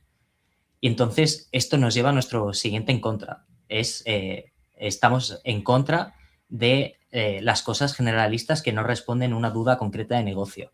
Estamos en contra de ese lo sé todo, pero no sé nada. Y entonces con esto doy paso al siguiente en contra. Gracias, David. Con esto en contra queremos un poco manifestar nuestro desacuerdo con el uso generalista de los modelos de lenguaje para todo, como una solución subóptima frente a otras alternativas que existen a día de hoy. Y en este caso es la tendencia en la que queremos mencionar y tiene que ver con todo lo que son las soluciones de inteligencia artificial verticales por industria, que permiten pues, una adaptación mucho mayor a la problemática de negocio de esta industria concreta, al poder combinar tanto modelos tanto de IA como de Machine Learning automatizados a los flujos de trabajo propios de ese sector, que incluyen ese conocimiento sectorial, que además involucran agentes, flujos de trabajo propios de ese sector y que permiten, por lo tanto, pues una mayor eficiencia en la aplicación de estas soluciones. Al final, aquí estamos contando con la ventaja de la especialización y eso se traduce en una mayor precisión de estas soluciones. También, obviamente, tenemos ventajas de escalabilidad al poder aprovechar mucho mejor el know-how existente al haber resuelto problemas similares en clientes similares. No tenemos nosotros que volver a pensar todo de cero, sino que ya tenemos todo ese know-how ya previamente aprendido, ¿no? Y adicionalmente, pues también tenemos ventajas de velocidad y de eficiencia, ¿no? Por tener un menor coste y mayor rapidez en el despliegue. Aquí es interesante ver que este tipo de soluciones verticales no están apareciendo en todos los sectores de manera homogénea. Principalmente lo estamos viendo mucho en el sector financiero, con casos de uso como tienen que ver como cosas muy clásicas como riesgo de crédito, fraude, detección de anomalías, lavado de dinero. Tiene sentido que aparezcan en el sector financiero porque al final es uno de los sectores que más cantidad de datos generan y que históricamente han sido más avanzados respecto a la adopción de ML e inteligencia artificial. También lo estamos viendo mucho en el sector salud, En sector salud creo que hay aplicabilidades nuevas que son muy interesantes desde el punto de vista vertical por industria y que tiene que ver con casos de uso como poder realizar tratamientos personalizados a pacientes o también la parte de descubrimiento de nuevos medicamentos. Estos casos de uso al final requieren de unas interacciones entre variables enormes, entonces creo que aquí este tipo de soluciones cobran muchísimo sentido, porque bueno, ya sabéis que un medicamento en el organismo de cada uno es diferente y reacciona de manera diferente, entonces creo que aquí este tipo de enfoques son muy apropiados. También lo estamos viendo en el mundo retail y en el mundo consumo, en todo lo que tiene que ver con planificación de la demanda, optimización de la cadena de suministro, soluciones de recomendadores, etcétera, etcétera. Ahí todas estas soluciones verticales por industria están cobrando también mucho protagonismo. De hecho, nuestra opinión es que la tendencia es que el futuro de la IA probablemente sean aplicaciones completamente verticales. Tiene mucho más sentido respecto a que se aprovecha mucho mejor el know-how y las particularidades de negocio propias de cada sector. Entonces, no le vemos sentido a recurrir a soluciones generalistas en lugar de aprovechar ese conocimiento sectorial y apalancarnos sobre él para conseguir mayor precisión y mayor eficiencia y, bueno, pues al final poder mejorar nuestra predictibilidad. Y hablando de predictibilidad, me doy paso a Roberto. Gracias, Andrés. Decía Oscar Wilde que la consistencia es el último refugio para los que carecen de imaginación. Y como en SDG, desde luego, somos muy imaginativos, pues estamos en contra de lo predecible, ¿no? Estamos completamente en contra de lo predecible y de esa predictibilidad que tú decías, Andrés. Y eso que la ingeniería del software se construye completamente en torno a la predictibilidad, ¿no? Test unitarios que pasan o no pasan, entradas, salidas, conceptos como el Test Driven Development. Si un software no es consistente, no funciona, ¿no? Hay que arreglarlo. Pero, ¿qué pasa cuando la inconsistencia no es un bug, sino una feature, ¿no? ¿Qué pasa en ese caso? Pues justamente que emerge nuestra siguiente tendencia, que es The Rise of Probabilistic Solutions. Con la irrupción de la IA generativa, deja de existir esa relación determinista entre una entrada y una salida, ¿no? Que hablábamos antes, porque ante una solución como puede ser un asistente conversacional, la entrada puede ser literalmente cualquier cosa que se le ocurra al usuario, cualquier tipo de pregunta, incluso subir ficheros, imágenes. Tenemos ahí un espacio virtualmente infinito y puede haber múltiples salidas válidas, ¿no? Cuando hablamos con un asistente, no siempre buscamos que nos dé la respuesta correcta, sino que buscamos que sea útil. Y la propia variabilidad de la respuesta, la serendipia, lo inesperado, son una parte fundamental de lo que podemos considerar útil. Esto supone un cambio de mentalidad total, ¿no? Para los desarrolladores, que como decía antes, tenemos muy metido dentro lo de la consistencia, ¿no? Y lo predecible. Tenemos que dejar de combatir la inconsistencia y abrazarla, moldearla y en todo caso controlarla, ¿no? Para que esté dentro de unos márgenes. Tenemos que asumir que los usuarios van a usar las herramientas de maneras que ni siquiera imaginamos y está bien que sea así. Y desde luego nos va a marcar también retos técnicos, ¿no? Tenemos que definir cómo testear estas aplicaciones probabilísticas, estas interacciones inesperadas con los usuarios, y esto lógicamente va a ser mucho más complejo que testear aplicaciones predecibles, ¿no? Pero es algo con lo que tenemos que aprender a vivir y desde luego no aplicar la excusa para evitar testear, ¿no? Testear es obligatorio. Como digo, va a ser más complejo, pero es algo, como decía, que tenemos con lo que tenemos que convivir, que tenemos que adoptar, que tenemos que hacer ese cambio de mentalidad y asumir que es así y trabajar en base a eso, porque, David, es algo que está en la raíz misma, ¿no? De lo que son los modelos generativos. Sí, para acabar de aceptar ese indeterminismo, aquí merece la pena explorar el por qué ocurren estas cosas. Pues por poner un ejemplo, porque si yo cuando llamo a la API de OpenAI al mismo modelo con el mismo mensaje, seteando totalmente la temperatura cero, a veces recibo tokens que son distintos en cada una de estas llamadas, cuando mi input es similar. Y si nos vamos al caso aún más extremo y al caso más complejo, tenemos que entender que cuando yo tengo una aplicación agéntica compleja que tiene contexto del usuario, memoria, contexto de mensajes pasados que han ocurrido en esa conversación, esos prompts, toda esa estructura de contexto va cambiando de un usuario a otro. Es casi imposible tener ese prompt de entrada que sea totalmente igual para dos mensajes iguales. Y esto hace que las salidas a veces diverjan. Pero entonces, este es uno de los primeros conceptos que tenemos que entender.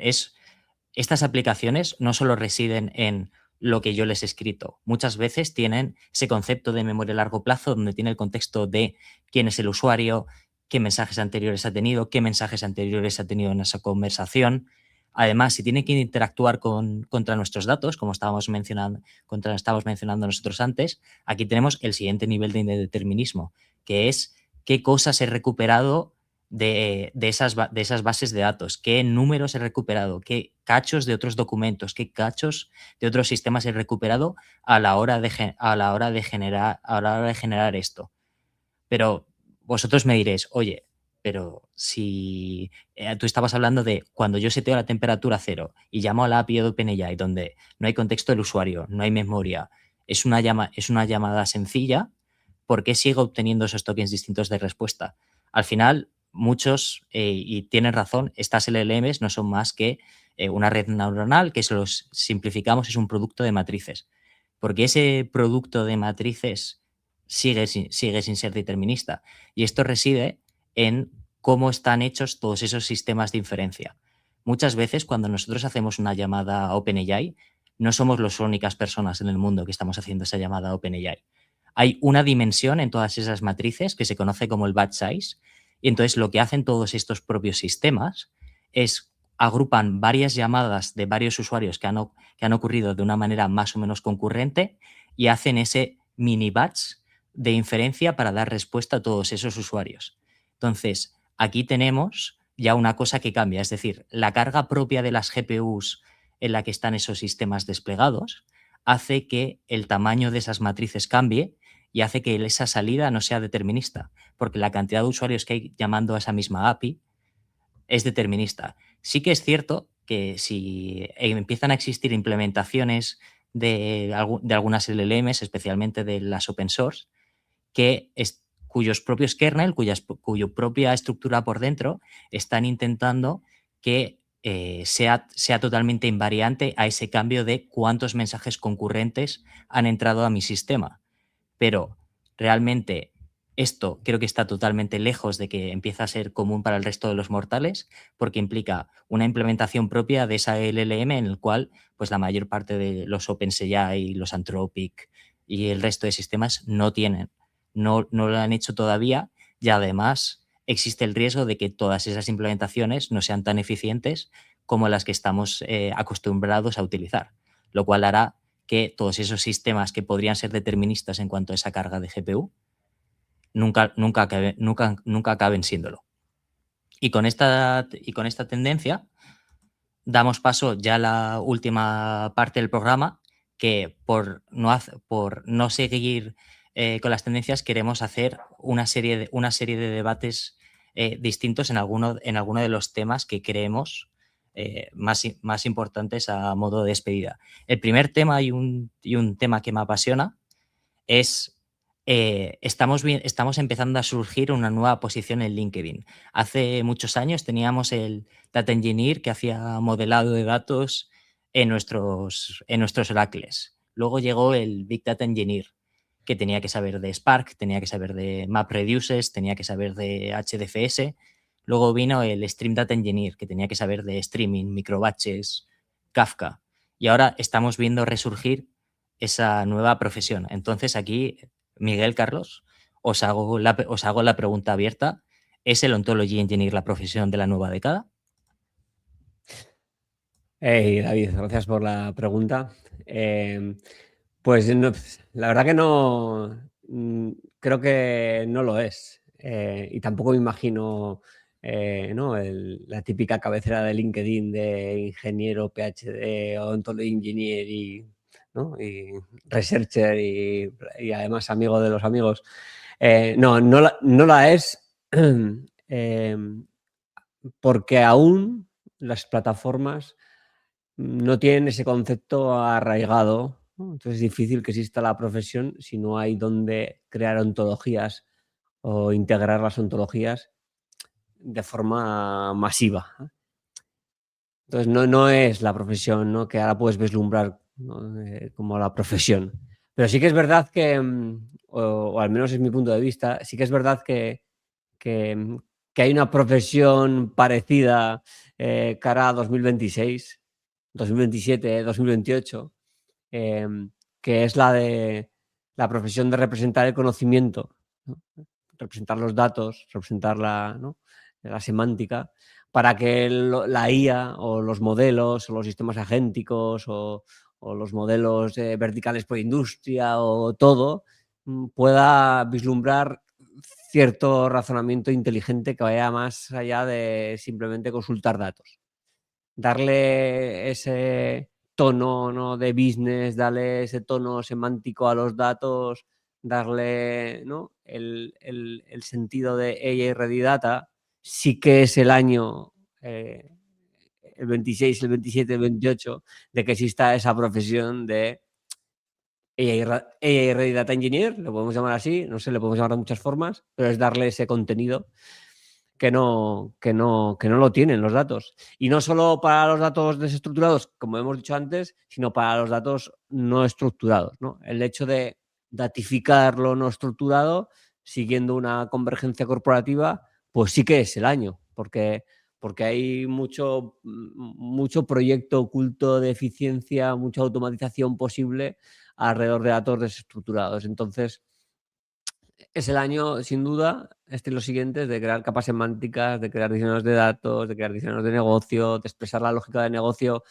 en reglas de negocio. También añadir ontologías, ¿por qué no?, en algún sistema que lo soporte, o empezar a incorporar ese concepto a soluciones, de crear embeddings organizados, de crear capas de embeddings, de crear bases de datos de grafos, de crear este tipo de cosas, pues para que, ¿no?, la IA, ¿no?, o los proyectos de IA puedan enfocarse en el proyecto de IA y no en el proyecto de data. Creo que eso es lo que es la profesión actual, pero Ontology Engineer tiene su mini hueco. No sé si, Carlos, ¿estás de acuerdo que también tiene su mini hueco? Pues sí, de acuerdo. Es cierto una cosa que decías, ¿no?, que es determinante que la tecnología pueda soportar ese papel y esa función. Ahora mismo hay productos que están integrando capacidades de gestión de ontologías y que no dan soporte a esta actividad o a esta práctica. Pero, como decías también, ¿no?, en un contexto mucho más amplio, ¿no?, de AI Readiness for Data. No es una cuestión exclusivamente de ontología, sino que también es de capas semánticas, ¿no?, y de agentes y de muchas otras cosas, ¿no?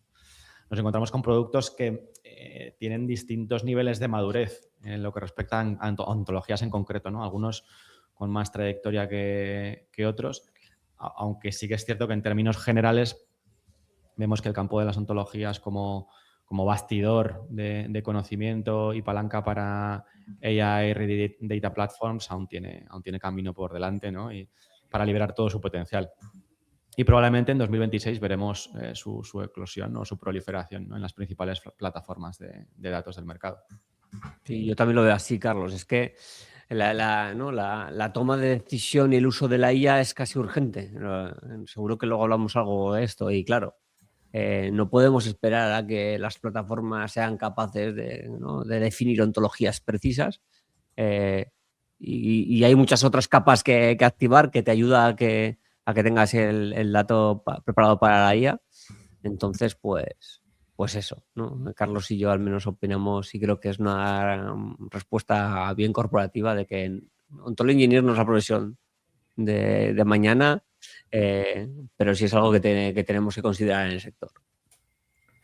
Siguiendo esa línea de pensamiento, otra de las disrupciones que hemos vivido en los últimos años es, primero vino el ML y era la nueva cosa caliente que iba a revolucionar, el AutoML. Luego vino GPT 3.5 y ChatGPT, que abrió a la gente mucho los ojos en cuanto a esas posibilidades. Estamos viviendo casi el año del Agentic, pero empieza a sonar un murmullo de fondo que es lo que puede ser el nuevo gran amigo del futuro, que es el concepto de Physical AI, donde estos procesos de IA ya no solo están en el mundo digital, sino pueden empezar a afectar a nuestro sistema físico. ¿Qué opináis de esto, Jesús, Roberto? Gracias, David. Pues mira, por mi parte, yo creo que es algo que tiene pleno sentido. De hecho, en la propia definición de lo que es un agente, ¿no? Un agente de IA, más concretamente, es un ente, ¿no? Que es capaz de actuar sobre su entorno. Los agentes de IA a los que estamos acostumbrados hoy en día, es cierto que generalmente actúan sobre un entorno virtual. Luego tenemos un pasito más, ¿no? Con los Computer Using Agents, que empiezan a expandir su contorno hacia todo lo que es el mundo digital, ¿no? Y pueden, espero pronto sacarle las entradas para Rosalía a Miguel. Y luego yo solo puedo pensar que el siguiente paso lógico es que los agentes de IA empiecen a actuar también sobre el mundo físico, ¿no? Cada vez más. Y en este sentido yo tengo curiosidad por ver qué sucede en los próximos tiempos a nivel de modelos fundacionales. Si estos modelos fundacionales actuales de carácter probabilístico, ¿no? Sobre los que David nos ha estado hablando en detalle antes, serán suficientes, o si tiene una transición hacia modelos que incorporen un modelo del mundo, ¿no? World Models, que tengan las propias leyes de la física embebidas en el modelo, o incluso sí, como parte de la propia evolución de los modelos fundacionales, aunque sean de carácter probabilístico, irán emergiendo, ¿no? Esos modelos del mundo como capacidades emergentes, ¿no? Ya sabemos que los modelos fundacionales de hoy en día inicialmente solamente en teoría iban a ser capaces de predecir la siguiente palabra, ¿no? El siguiente token más probable, pero eso ha derivado en muchísimo más precisamente por la emergencia, ¿no? De capacidades que no se podía prever de inicio y ya digo, me genera curiosidad ver si los modelos del mundo o la implicación, ¿no? O el entendimiento de las propias leyes de la física es algo que puede emerger, ¿no? De esta misma manera. Por otro lado, desde otra perspectiva, es cierto que no es algo nuevo, ¿no? El hecho de que haya agentes autónomos, ¿no? O robots, si lo queremos llamar así, es algo que viene existiendo desde hace mucho tiempo. En la habitación de al lado tengo el robot aspiradora trabajando por mí en este momento, pero sí que creo que con esa perspectiva agentic, ¿no? O de los agentes de IA, todo eso se puede convertir en mucho más accionable, ¿no? Que podamos ver a los agentes tomar acciones realmente de peso, más allá de limpiar el polvo, que no está mal, pero creo que estamos en puertas de poder ir mucho más allá. No sé cómo ves esto tú, Jesús. Sí, estoy totalmente de acuerdo contigo, ¿no? Al final, esa integración, ¿no? Entre la IA y el mundo físico realmente ya venía pasando, ¿no? Todo el ecosistema IoT, esos dispositivos, como dices tú, o aspiradoras o de otro tipo, ¿no? O si nos retrotraemos a algo quizá más de nuestro mundo, ¿no? Pues, como decía, en una fábrica tener esa inferencia online, generación de alertas, de detección de anomalías, ¿no? Ese tipo de cosas ya estaban ahí, pero como dices tú, yo creo que el principal matiz o los dos principales matices desde mi punto de vista son, por un lado, esa capacidad de actuar, ¿no? Es decir, en el propio término, ¿no? Cuando hablamos de IA generativa, está ese componente generativo, ¿no? Del decir, no únicamente estoy preparado para entender, para recibir, sino que genero algo, y esa generación en sí mismo, que hasta ahora o en la mayoría de los casos la vemos cerca de generar una respuesta en un chatbot, generar una imagen, generar un vídeo, generar una serie, ¿no? de cosas más del mundo virtual o digital, de repente puede ser generar una acción llevada a cabo por un componente físico, ¿no? Y el otro gran aspecto de esto es, como yo creo casi siempre, ¿no? Que estamos hablando de este tipo de tecnologías, de la IA generativa, los LLMs o los Foundational Models, es la adaptabilidad, ¿no? Es la capacidad de que no tengamos que preconstruir una solución específica a cada problema, sino que podamos partir de soluciones más generalistas que fine-tuneamos y que luego además en el propio proceso, gracias a esas capacidades de razonamiento que comentábamos antes, son capaces de adaptarse al problema específico y a partir de ahí es donde realmente el ámbito de aplicación se dispara y las oportunidades para la integración de esto son totales, ¿no? de alguna manera ya está ocurriendo. Yo creo que además si nos fijamos curiosamente, ¿no? Normalmente las cosas parten más del mundo empresarial y luego llegan más al mundo de consumo, pero en este caso está siendo al revés, ¿no? Todo el tema de wearables, ¿no? Dispositivos físicos que podamos llevar, pues smartwatch, gafas, ¿no? Toda esta acuerdos, ¿no? Entre Meta y Ray-Ban, por ejemplo, Luxottica, está generando un montón de dispositivos, ya no solo con la IA como un accesorio, como un componente, sino como el eje central del propio producto, ¿no? Entonces, vemos que de alguna manera en la electrónica de consumo esto ya está ocurriendo, ¿no? En el mundo enterprise, claro, cuando hablamos de la conexión con lo físico, siempre hablamos de aspectos más críticos, ¿no? Pero yo creo que también es algo que vamos a empezar a ver de manera más profunda y ni siquiera me voy, ¿no? A cosas casi más futuristas, ¿no? O esa robótica que todos nos imaginamos casi, ¿no? Con esa morfología humana y interactuando con el entorno. Eso puede ser que llegue, bueno, de hecho, de alguna manera ya está con nosotros, ¿no? Todos esos robots que está desarrollando compañías incluso como Tesla, sino que vámonos a ámbitos más realistas y podemos estar hablando de que donde a lo mejor este año ha sido el año en el cual la integración de la IA de cara al cliente final pues ha sido un gran reto, ¿no? Pues es decir, cómo abrir un chatbot en la página web donde los clientes de un banco pues, puedan interactuar con ese chatbot, con las implicaciones que esto tiene, ¿no? De convergencia entre toda la potencia que nos da la IA generativa de los LLMs, pero a su vez, pues lo que decíamos antes, ¿no? Garantizar el gobierno, el control, la moderación, ¿no? Todos esos aspectos ha sido un reto. Yo creo que el siguiente reto en ese sentido pues, va a ser cosas como, por ejemplo, integrar esos asistentes de IA en elementos físicos más cercanos al cliente final en otro tipo de ambientes fuera del propiamente digital, ¿no? Por ejemplo, pues en un cajero tener un asistente que te entiende, que además interactúas ya no en lenguaje natural, sino que interactúas con voz, porque evidentemente nadie se quiere poner a escribir en un chatbot en la pantalla de un cajero, que es horrible, sino que pues puedes estar directamente hablando con el cajero, pidiéndole lo que quieres, pues dame el extracto, tal, quiero sacar 50 euros, o tengo un problema con esto, necesito que me lo resuelvas, ¿no? Yo creo que eso es un salto en sí mismo brutal de llevar la IA a nuevos lugares. Otro cambio que estamos viendo al respecto es, bueno, en mi cabeza lo he pensado, ¿no? Como Robotics as a Service, no sé si es el término correcto, pero al final es entender que igual que podemos y hemos podido diferenciar, ¿no? Durante largo tiempo entre pues, lo que sean los circuitos integrados y otro tipo de ambientes tecnológicos como las FPGAs o los Arduinos de turno, ¿no? Esa diferencia entre el componente físico ya implementado para una tarea concreta y esas herramientas evidentemente subóptimas, ¿no? En términos de, pues yo qué sé, eficiencia energética y demás, pero con esa virtud, ¿no? De poderse personalizar casi en cualquier momento para tareas más generales, pues ahí estamos viendo que incluso en el mundo de la robótica esto se pueda dar en convergencia con la IA, ¿no? Estamos viendo compañías como Zeekr que lo que hacen es fabricar robots de manufacturing o de cualquier tipo de ámbito para distintas industrias, pero donde esos robots que ya existen, ¿no? Brazos robóticos de ensamblaje o incluso en el ámbito médico, son cosas que ya existen, pero la gran diferencia está en que estos robots no vienen ya preconstruidos en toda su lógica, en todo su hardware y software para tareas específicas, como hasta ahora, sino que en convergencia con las soluciones de IA los puedes tú personalizar, ¿no? Y eso abre un espectro brutal, ¿no? A democratizar estas tecnologías, al hacerlas más adaptables, ya no tienes que invertir en un robot para esto, para esto, para esto, y si luego en el futuro cambia tu cadena de montaje o cambia tu negocio de alguna manera, tienes que volver a hacer la inversión. Tienes el hardware y lo personalizas con ese software empoderado por la IA que te permite adaptarte a nuevas situaciones que ahora mismo no tienes, ¿no? O ni siquiera estás vislumbrando.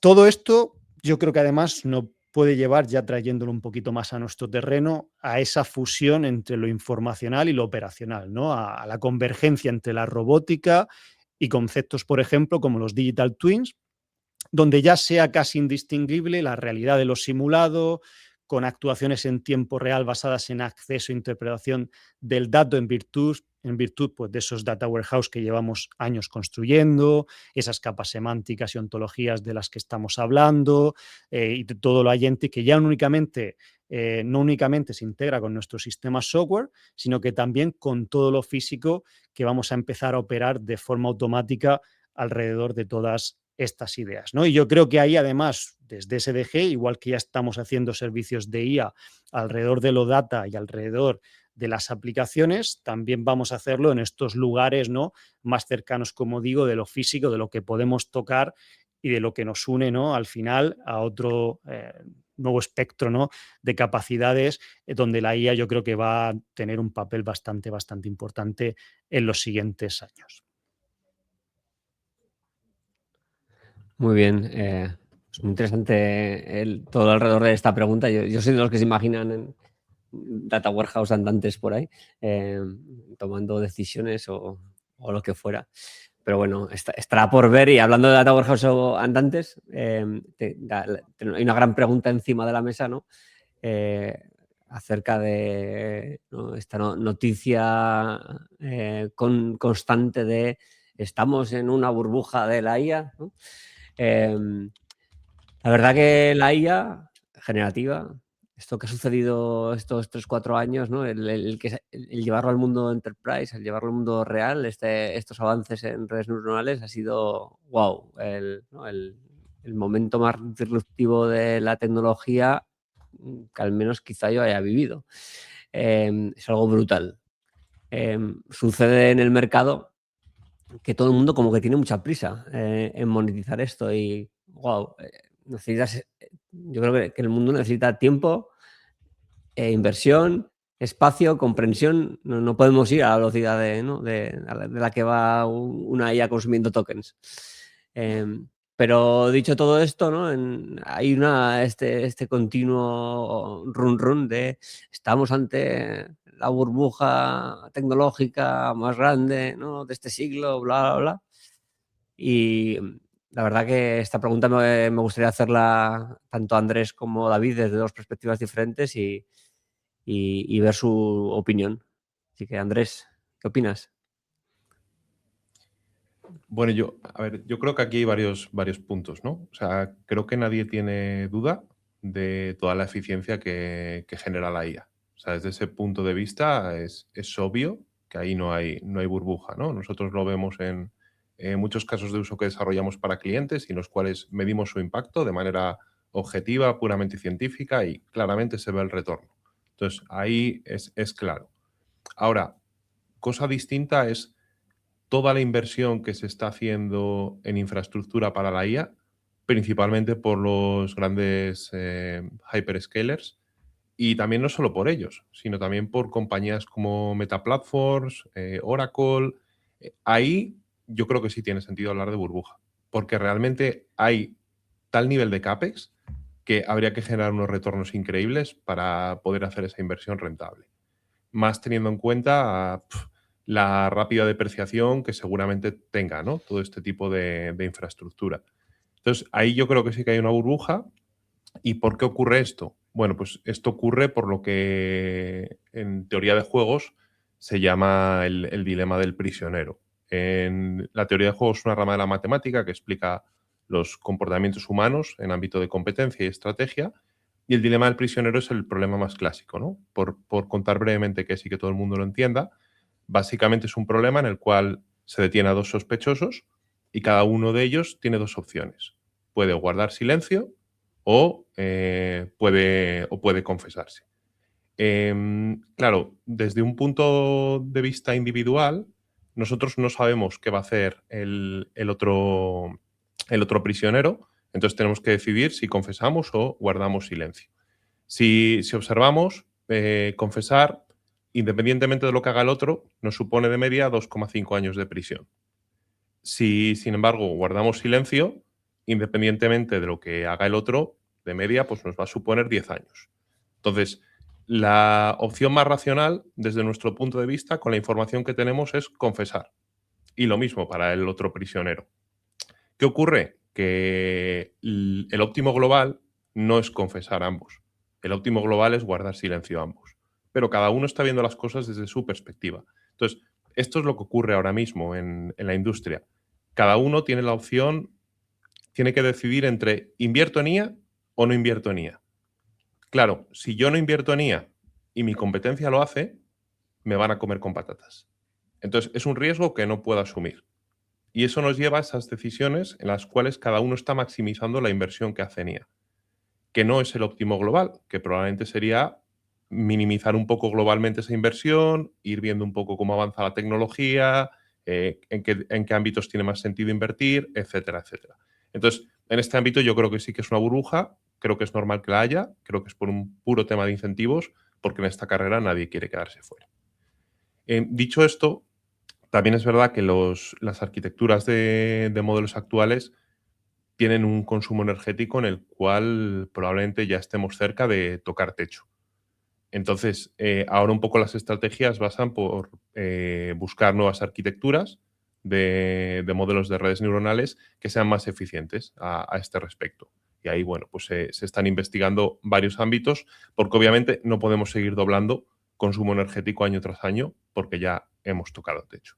Entonces, esto, lógicamente, ha tenido un impacto enorme en todo lo que son los fabricantes de chips y semiconductores. Y bueno, a este respecto creo que David nos puede contar algunas cosas. Sí, de cara a mantener esos retornos y que competidores no los ataquen y te obligan a, en parte, bajar márgenes, necesitas muchas veces lo que en inglés se llama un moat, una ventaja puramente competitiva. Aquí la primera ventaja competitiva más superficial y más clara es el propio hardware, es quién diseña y quién hace el hardware, especialmente en el caso de las LLMs, donde todo ese hardware está centrado en el mundo de las GPUs. Pero aquí ya llegamos a la primera situación. No existe solo un único player en el mercado de GPUs. Es un mercado en el que, aunque no haya muchos fabricantes, sí que hay varios y siga habiendo esos retornos extraordinarios. No obstante, parece que esta ventaja competitiva no es totalmente inexpugnable, porque estamos viendo un montón de players empezar a fabricar hardware propio para la propia inferencia, de tal manera que pueden quitar un poco de cuota de mercado a todos esos sistemas de GPU. Aquí están empezando a haber un montón de CPUs desarrolladas propiamente para la pura inferencia de la IA, cuyo coste es mucho más barato que el propio de correr una GPU y el propio de incluso de instalarla. Incluso dispositivos ya no ultra generalistas estilo CPU, sino dispositivos especializados en inferencia de IA. Y aquí además destacar uno que está generando muchísimo wow en el mercado, que son las TPUs, que son dispositivos en los que no solo atacan al coste computacional de la inferencia y esa cuota de mercado sino que también permiten el propio entrenamiento de esas LLMs.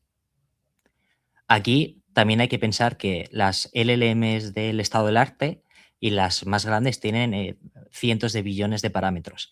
No existe ninguna GPU ni prácticamente ningún dispositivo en el mercado que permita cargar esa LLM entera sin reducir en nada directamente en una GPU. Necesitas otros sistemas de hardware asociados, que es todo ese ecosistema de networking que te permite utilizar varios de esos dispositivos para el propio entrenamiento o incluso la propia inferencia de estas LLMs. Es decir, no necesitas solo una única GPU, sino necesitas ese ecosistema de hardware de esa potencia de cómputo y todo ese networking. Pero aún así, sigue habiendo varios players que permiten alimentar todo esto y esa ventaja competitiva en parte sigue. Entonces, ¿dónde es posible que esté esa ventaja competitiva? Pues no queda otro lugar que no es el puro software. Todos los que hemos estado desarrollando IA en los últimos años estamos habituados a utilizar una serie de librerías con una serie de software, con una serie de drivers en las cuales se ha desarrollado cientos y cientos y cientos de miles de horas de muchas personas trabajando en ese ecosistema. Y al igual que ocurre, por ejemplo, en el uso de redes sociales, cuanta más gente hay utilizando un propio sistema y generando conocimiento ahí, más difícil es cambiar entre esos sistemas. Entonces, aquí en parte sí que se forma un efecto red, que como todos los efectos red sí que es una ventaja competitiva, pero tendrán que estar siempre vigilantes porque esa ventaja competitiva no es totalmente inexpugnable y estamos viendo cómo varios players están empezando a implementar esas LLMs compatibles con todos esos distintos hardwares. Y es aquí donde vamos a cerrar en parte el programa de hoy y en parte hacer una despedida. Muchísimas gracias por atendernos hoy, a los distintos especialistas, por vuestra explicación de cada una de las tendencias en toda esa profundidad y sobre todo yo os quería pedir buenos negocios con esas tendencias, pero eso sí, tened mucha precaución a la hora de implementarlas, porque muchas de ellas pueden generar un impacto disruptivo, así que para evitar los percances, estar siempre bien acompañados. Y con este saludo... David, antes de irnos, vamos a responder una pregunta. Vamos agradeciendo a quien se ha podido quedar hasta el final, ¿vale? Y habiéndonos ya despedido, hay una pregunta en LinkedIn, creo que se verá en la pantalla ahora que la he pulsado. Y bueno, preguntan algo que hemos estado medio comentando, ¿no? Sí, hay una tendencia siempre a utilizar la última tecnología para competir con los demás, ¿no? Y sí, ¿no? Depende de la capacidad de inversión que tengas, estás en la posibilidad de aplicar la última tendencia o no. Entonces, sí, desde luego, hay compañías donde aún no puedes afrontar estar en el último escalón y tu objetivo es aplicar estar en el máximo punto de madurez de los datos y empezar a utilizar alguna funcionalidad de analítica avanzada para aplicar a tu negocio, y hay compañías donde ya han superado de alguna forma todo esto por su capacidad de inversión y monetización del retorno de esta inversión, y están en el momento de maximizar el uso de la IA o de meterse en otros jaleos con un objetivo claro de retorno en negocio.